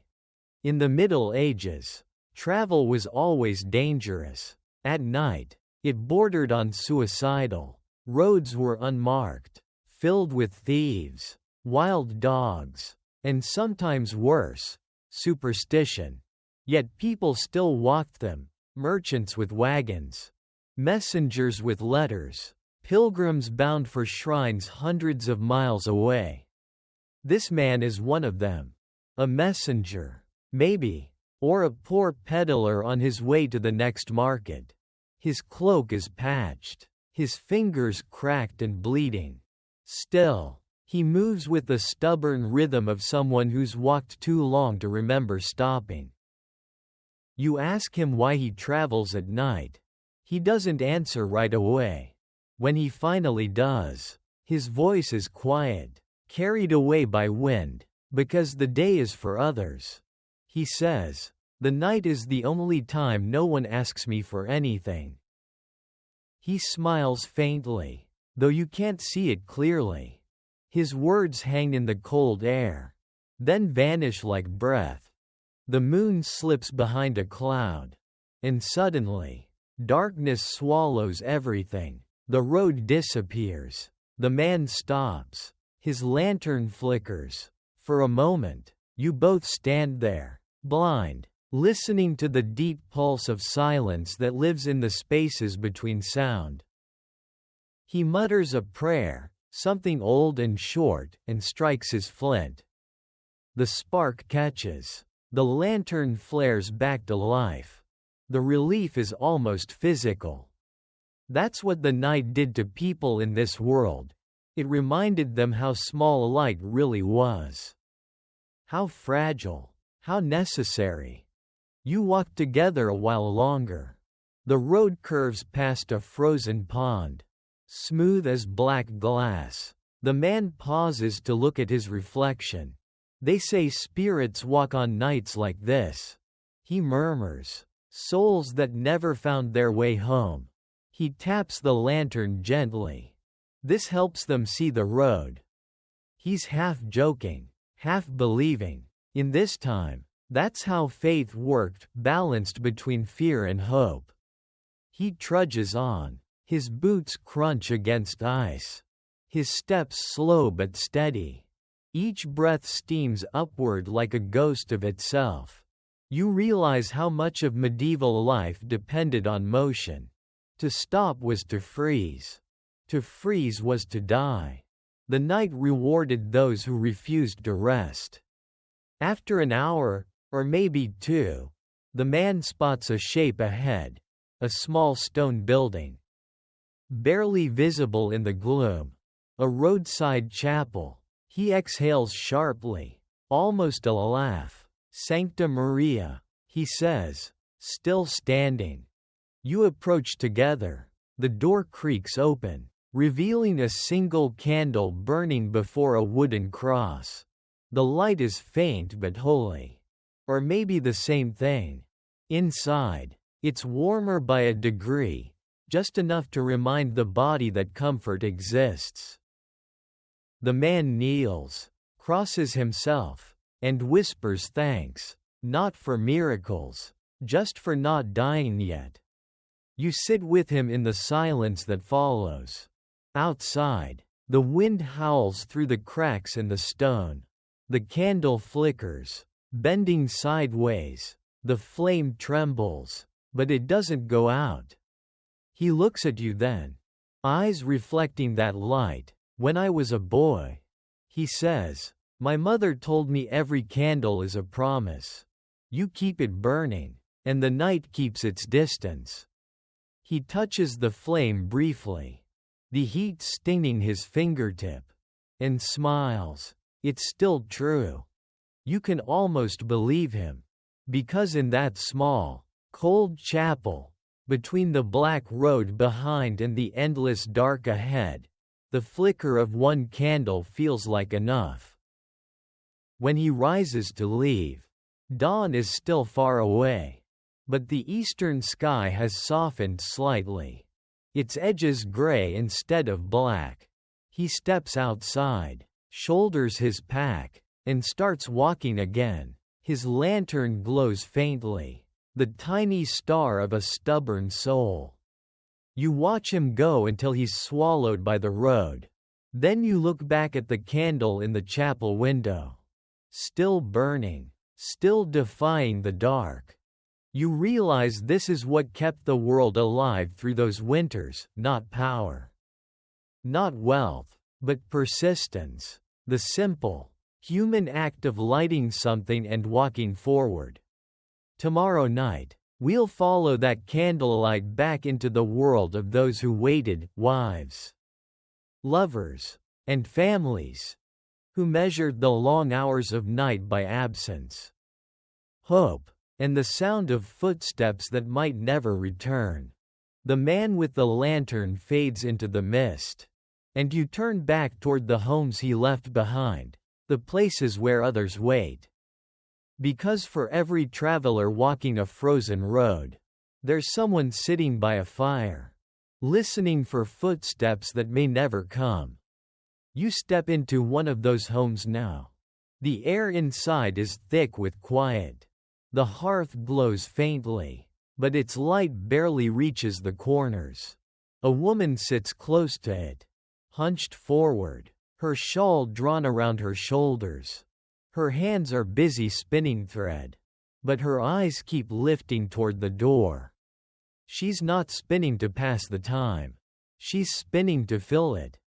Outside, the wind moans through the trees, and the sound makes her pause, listening. It could be a branch snapping. It could be a man's boot on the path. The difference is everything. The spinning wheel creaks again. Whir, whir, pause. Time moving and stopping, just like her heartbeat. It's been 3 nights since her husband left with the merchant wagon. He was supposed to return by now. But winter roads have their own laws. She knows this. Still, knowing doesn't quiet the waiting. You can see how the night builds inside her, not as fear, but as pressure. She stands, crosses to the window, wipes frost from the glass. The moonlight falls on snow, smooth and unbroken, no tracks, no shadow, only silence. In the Middle Ages, waiting wasn't just an emotion, it was a way of life. Every season, every harvest, every war demanded it. People waited for weather to change, for letters to arrive, for sons to return, for the bell that told them the plague had passed. Patience was as much survival as food or fire. But nights like this were harder. She sits back down and opens her prayer book, thin, worn, its pages smudged with use. She doesn't read it, She just holds it. The prayers are memorized anyway. She murmurs one under her breath. A plea shaped by habit rather than hope. Keep the road kind, she whispers. Keep him warm. On the floor beside her, a small dog lifts its head, ears twitching. It growls softly, 1, 2 low sounds, then settles again. She smiles faintly. You hear ghosts. Not men, she says. But her voice trembles. The night deepens. The coals in the hearth shift. Sighing, she adds another stick, watching the flame climb. The firelight makes the shadows move across the wall. Shapes that could almost be people if you let your mind soften. Sometimes she does. Sometimes, when the waiting stretches too long, she imagines her husband there already, standing quietly near the door, shaking the snow from his cloak. She can almost hear the sound of it, feel the air shift. But when she turns, it's only the wind. That's the cruelty of waiting. The imagination begins to outpace reality. You glance around the room and notice how every object feels touched by him. The wooden cup on the table, the extra cloak by the door, the shoes drying near the fire. His absence has weight. It fills space the way sound once did. And yet, she keeps the room warm, keeps the fire alive, because to let it go cold would feel like giving up.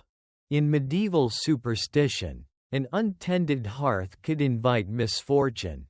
But for her, it's simpler. The fire is her promise. If he finds his way back, the light will still be here to guide him home.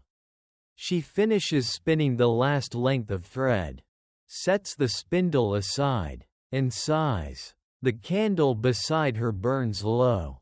Its wax pooling in a soft, trembling circle. She pinches it out with her fingers and whispers, "Tomorrow." The room plunges into half-darkness. Only the faint red of the coals remains. But the night isn't done. Outside, a sound, a crunch of snow. Then another. She sits up, heart hammering. The dog barks once, sharp and certain this time. She rushes to the door, fumbles with the latch, pulls it open. Cold air floods in. The moonlight spills across the threshold. There's no one there. Only footprints, fresh, deep, leading from the road to the door, then stopping. She stares at them, breath caught halfway between joy and terror. They're too big for her husband's boots, too wide, and they end too suddenly, as if whoever made them had simply vanished mid-step.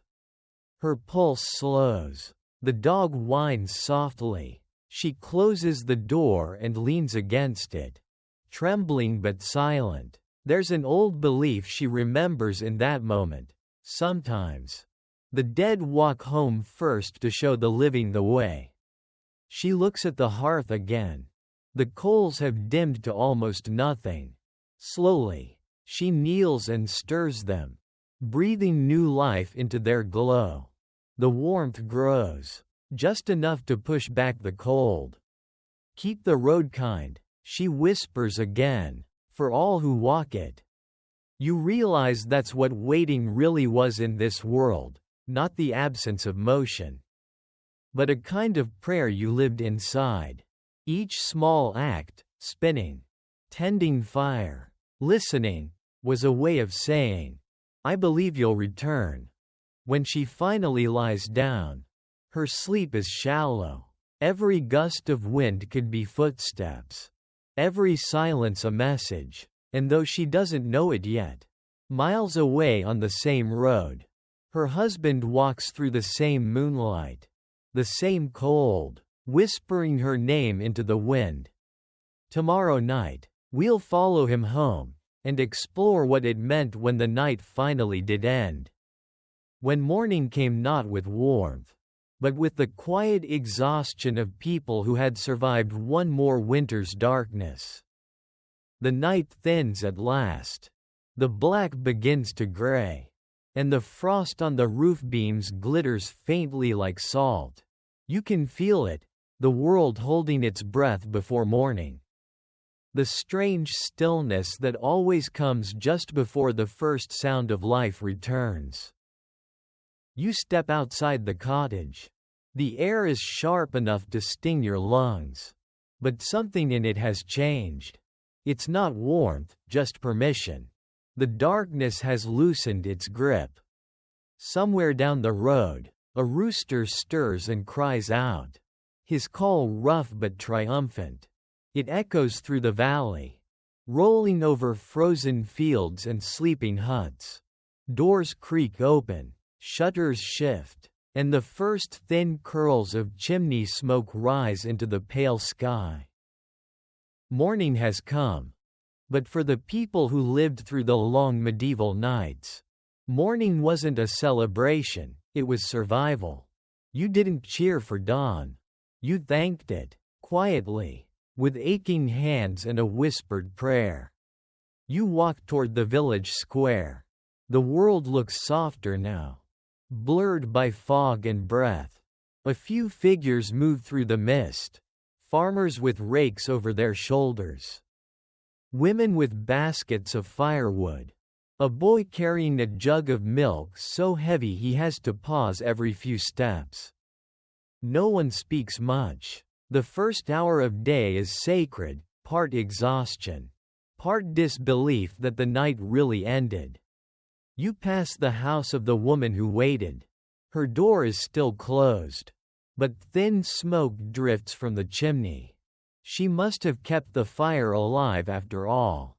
The footprints outside her door are half buried in new snow, fading back into the earth like dreams dissolving after waking. Further along, the man with the lantern finally appears. His cloak is stiff with frost, his beard silvered with it. His steps are slow now, but his eyes are bright, the kind of brightness that comes only from enduring something. He sees the village ahead, exhales, and you can almost hear the prayer forming in his chest before it ever reaches his lips. You follow him as he crosses into the square. A few villagers glance up.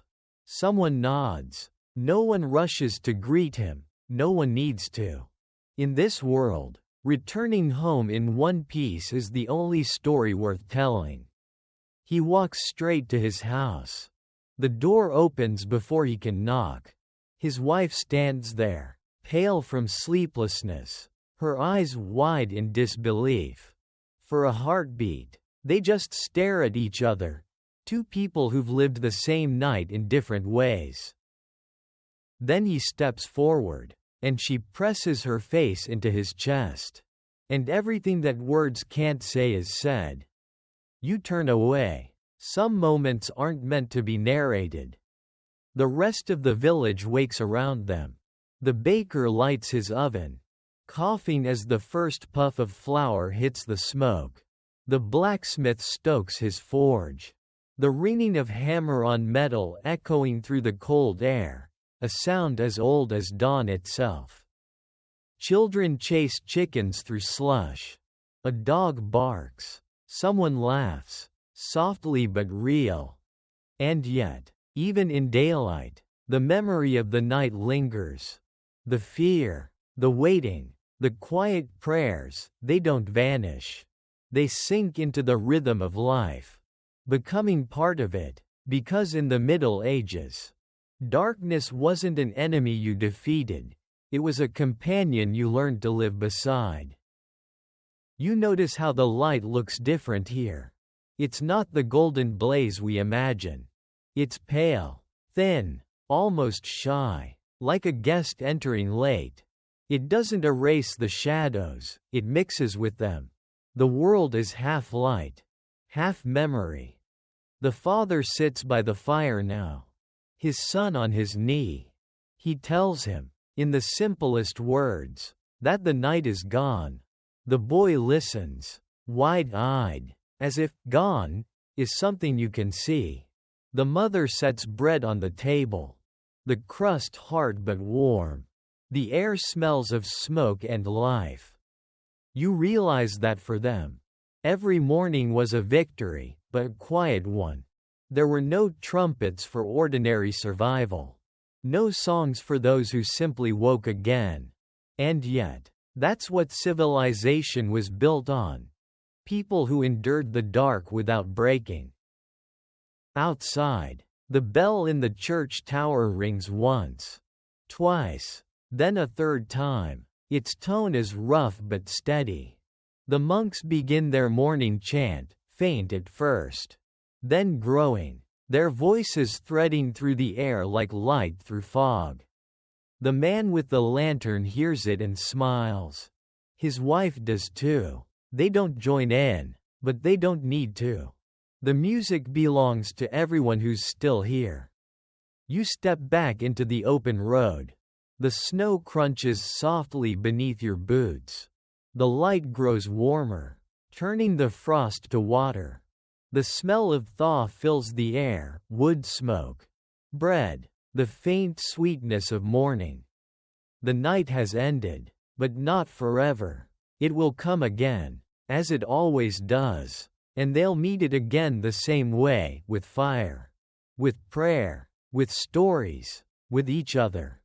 Because in the end, that's all anyone ever did. Hold a little light until morning returned. Tomorrow night, we'll visit one of those mornings more closely, when the sun rose not just on another day, but on a season's first thaw. And the whole village celebrated simply because the world was warm again.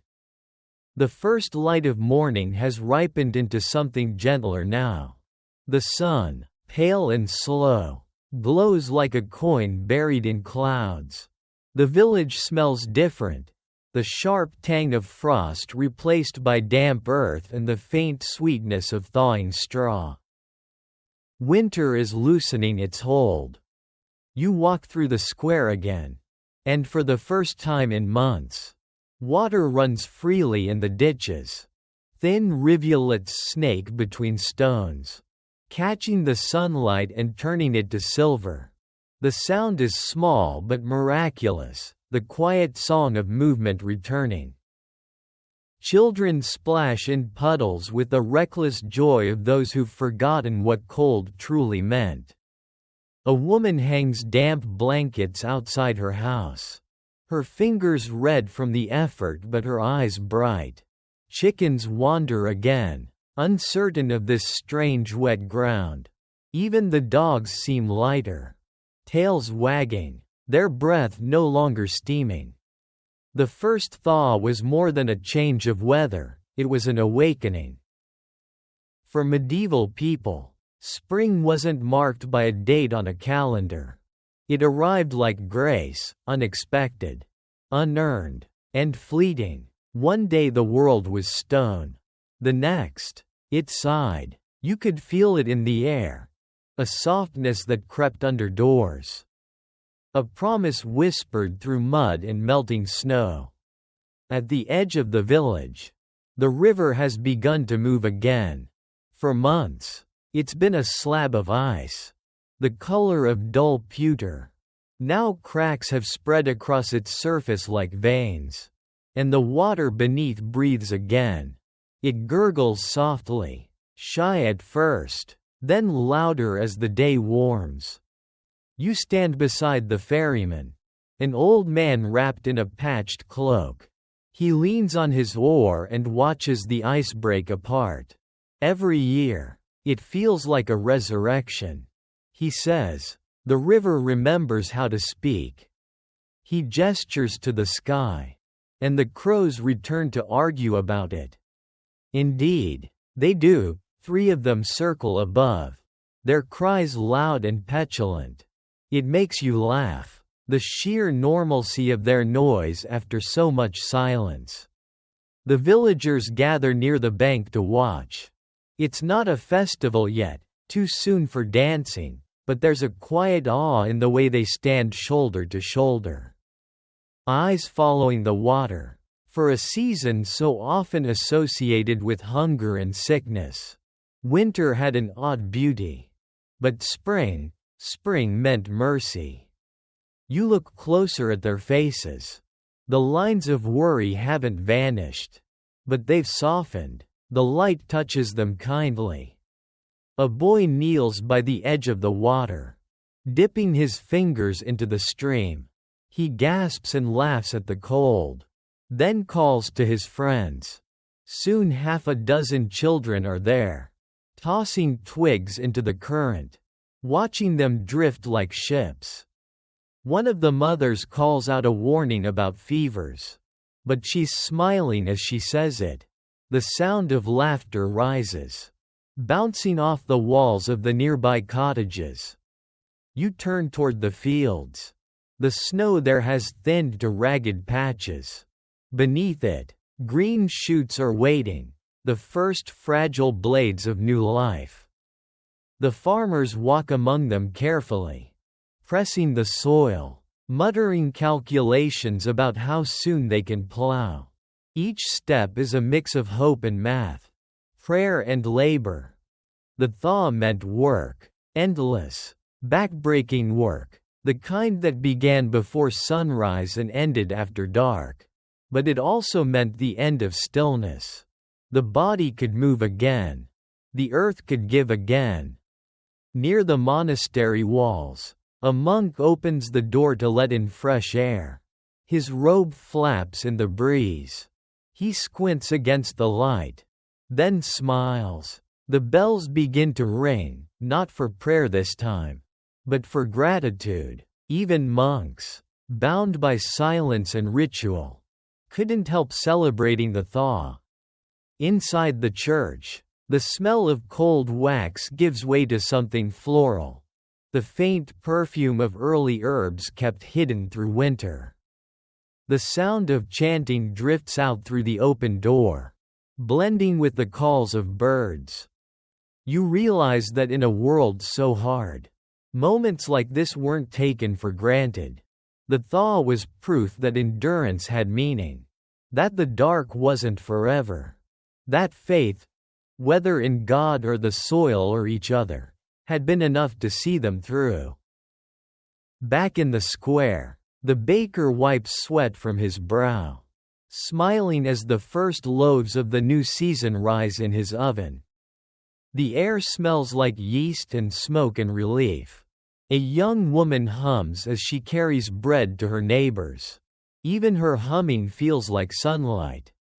You stop near a group of villagers gathered around a barrel of water, laughing at their own reflections. Haven't seen my face since Christmas. One jokes, didn't miss it much. Someone else replies, be grateful it came back with the thaw. The laughter is rough but genuine. And it hits you. This is the real miracle of spring.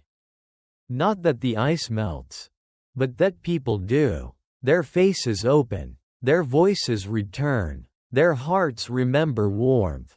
You take one last look at the village before the sun dips again.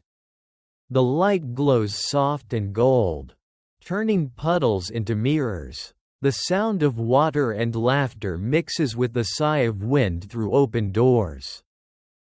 The first thaw always feels like waking from a dream you weren't sure you'd survive. And maybe that's exactly what it is.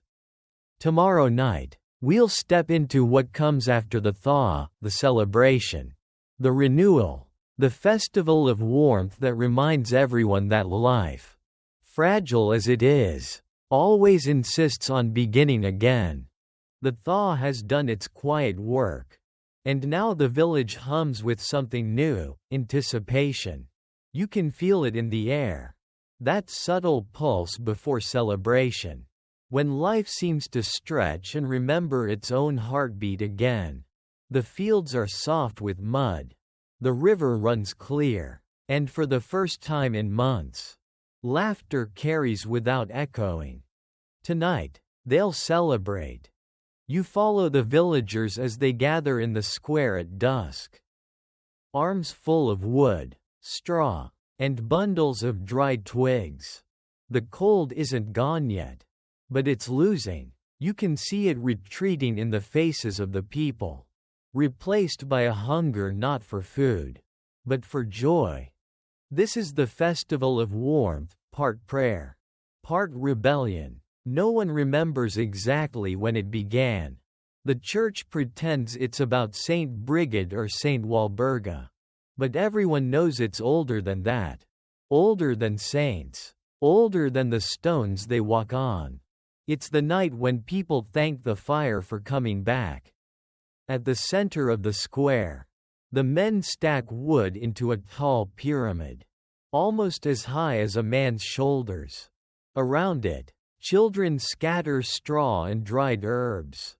The smell of thyme and sage drifts through the air, mixing with the scent of smoke. The women light candles in their windows, tiny suns waiting to multiply. Someone brings out a drum. Someone else, a pipe. The notes are uneven at first, shy and awkward, but soon the rhythm takes hold. The fire is lit. It starts small, a whisper of flame at the base of the pile. Then it roars upward in a sudden golden rush, crackling, sparking, devouring winter's last shadows. The crowd steps back, but no one truly wants to. Their faces glow with reflected light, cheeks pink, eyes wide. The firelight makes everyone look younger. Or maybe just alive. The drummer's hands move faster. The piper joins, weaving a melody between the beats. A few people start clapping, uncertain, then others follow. Someone laughs too loudly. Someone sings the first line of a song that's probably been sung for hundreds of years. The frost is gone. The sun is near. Lift your voice. Spring is here. Before long, the entire square is singing. You watch the children run in circles around the fire, their shadows leaping on the walls like restless spirits. The older ones dance with linked hands, boots stamping rhythm into the earth. Even the priest, standing stiffly near the edge, can't quite hide a smile. He pretends to watch for impropriety, but his fingers tap along to the beat. The heat from the fire reaches you. Soft at first, then almost overwhelming. It carries the scent of burning herbs, wood sap, and something metallic, like the ghosts of winter being burned away. A woman throws a handful of dried flowers into the flames. They burst into a brief flash of color, and she murmurs a wish under her breath. Others follow her lead. Each tosses something in: grain for luck, a piece of cloth for health, a bit of bread for abundance. The air fills with sparks, rising like golden snow. It's beautiful, primitive, sacred. You realize this festival is more than joy, it's defiance. The people aren't just celebrating warmth, they're daring the cold to return. They're reminding the dark that it never truly wins. An old man near you mutters, "The fire is the heart. If it burns, we do." He's right. This isn't just a bonfire, it's memory, faith, and stubbornness woven into flame. The night deepens. The music grows wilder. A group of young men leap across the outer edge of the fire, each trying to outdo the last. The crowd cheers them on. It's said that if you jump cleanly without singeing your hem, you'll be lucky in love for the year to come. The laughter that follows suggests more than a few are hoping it's true. A few couples slip away toward the shadows, their faces lit only by the fire's reflection. The festival belongs to everyone, but the night, always, belongs to those who find warmth in each other. The fire begins to burn lower, collapsing into a heart of glowing embers. People sit now instead of dancing. Faces turn toward the fading light. The songs slow. Someone begins a quieter melody, one of those old, nameless tunes that sound like prayer disguised as lullaby. You listen to the words, carried softly over the crackle of coals. Sleep, sleep, the dark is kind. The sun will find us once again. It's not poetry, but it's perfect. You can feel centuries of weariness in it, and the gentle relief that comes after surviving something together. The priest finally steps forward, raises his hand, and says the blessing. It's short and simple. May your fires never fail. The crowd murmurs, Amen. But the tone is more human than holy. Slowly, the villagers drift away. Some carry pieces of the fire home in small lanterns, embers tucked inside metal cages. They'll use them to relight their hearths, a symbolic way of bringing the warmth of the communal flame back to their own walls. You walk among the last of them as the square empties. The fire is down to a red glow, the air thick with smoke and contentment. A little girl turns to you as she passes, clutching her lantern carefully. Mama says if I keep it lit till morning, spring will stay. You smile. Then you'd better not let it go out. She nods solemnly, the way only children can when protecting the impossible. The night grows quiet again. The embers pulse like sleeping hearts. The stars return, softer now, no longer cruel. The cold lingers at the edges but doesn't dare come closer. For one night, warmth has won. Tomorrow night, we'll follow that warmth home one last time, to the quiet moment when everyone's fires burn low again. And the world drifts back into stillness.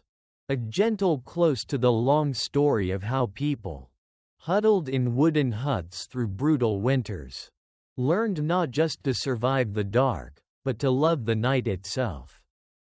The fire from the festival still glows faintly in the distance as you walk through the sleeping village one last time.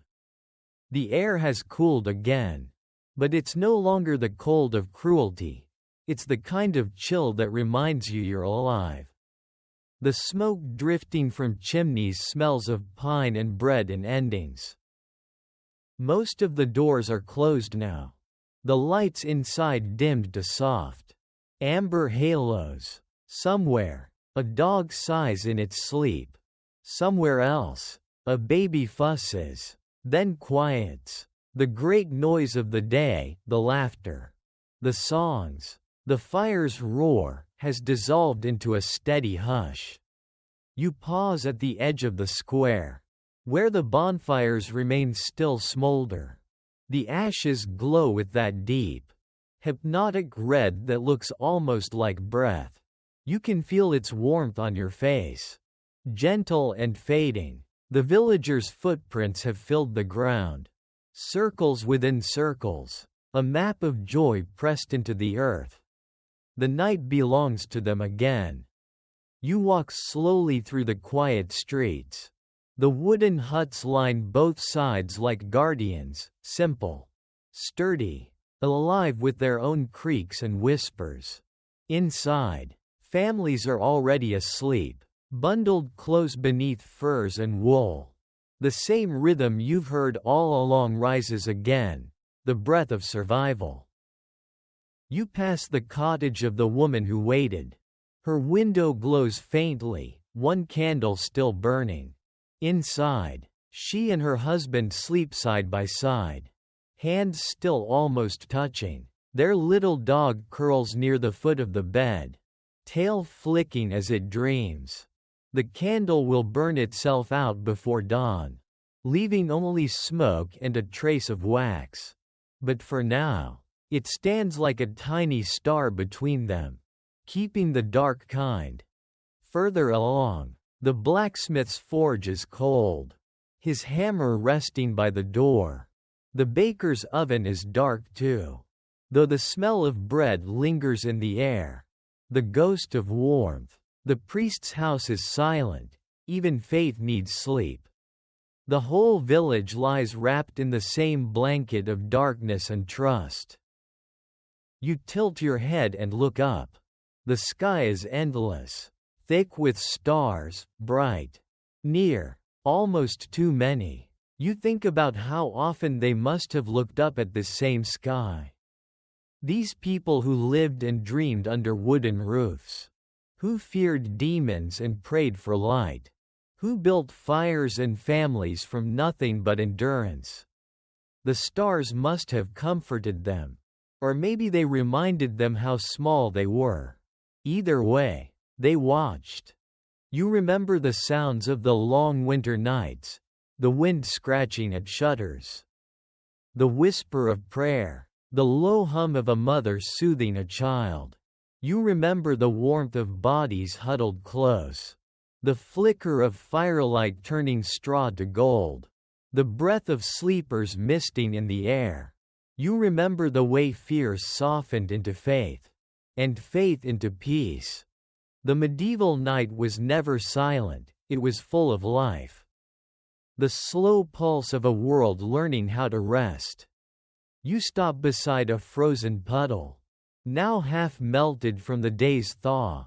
The surface reflects the stars perfectly. For a moment, it looks like the sky has fallen to earth. Or maybe the earth has finally remembered its place in the stars. You kneel, touch the water. It's cold, but not cruel. You think about everything these people endured, the hunger, the sickness, the endless dark, and somehow, they still found ways to laugh, to sing, to love, to wait, to dream. You exhale, and the air turns to mist. For a heartbeat, it feels like you're one of them, a wanderer returning home. A villager by the fire. A sleeper under a wooden roof. The same breath, the same night, the same fragile hope that morning will come. A soft wind rises, stirring the ashes of the old bonfire. They swirl upward like ghosts of sparks, fading as they climb. The sound is almost like a sigh of release, or memory, or rest. The stars shimmer once more, and you think you can almost hear the murmur of voices from all the winters before this one, the monks chanting in stone halls, the lovers whispering in straw beds, the travelers praying on frozen roads, 1,000 small lives speaking into the dark, and the dark, somehow, answering. And then, finally, silence. The night grows tender now. The kind that doesn't frighten or test, but soothes. The wind drifts softly through the trees. The roofs gleam faintly with frost. The last candle flickers once, twice, then goes out. The world exhales. This is how they slept. Those people in their wooden huts during the harsh winters of the Middle Ages. Not in comfort, but in courage. Not in fear, but in the fragile grace of endurance. They slept beside fire, beside each other, beside the quiet certainty that morning would come again, as it always had. You can almost hear them breathing still. Now, dim the lights. Let your thoughts drift like smoke. The night has survived itself. And so have you. End of script. Sweet dreams.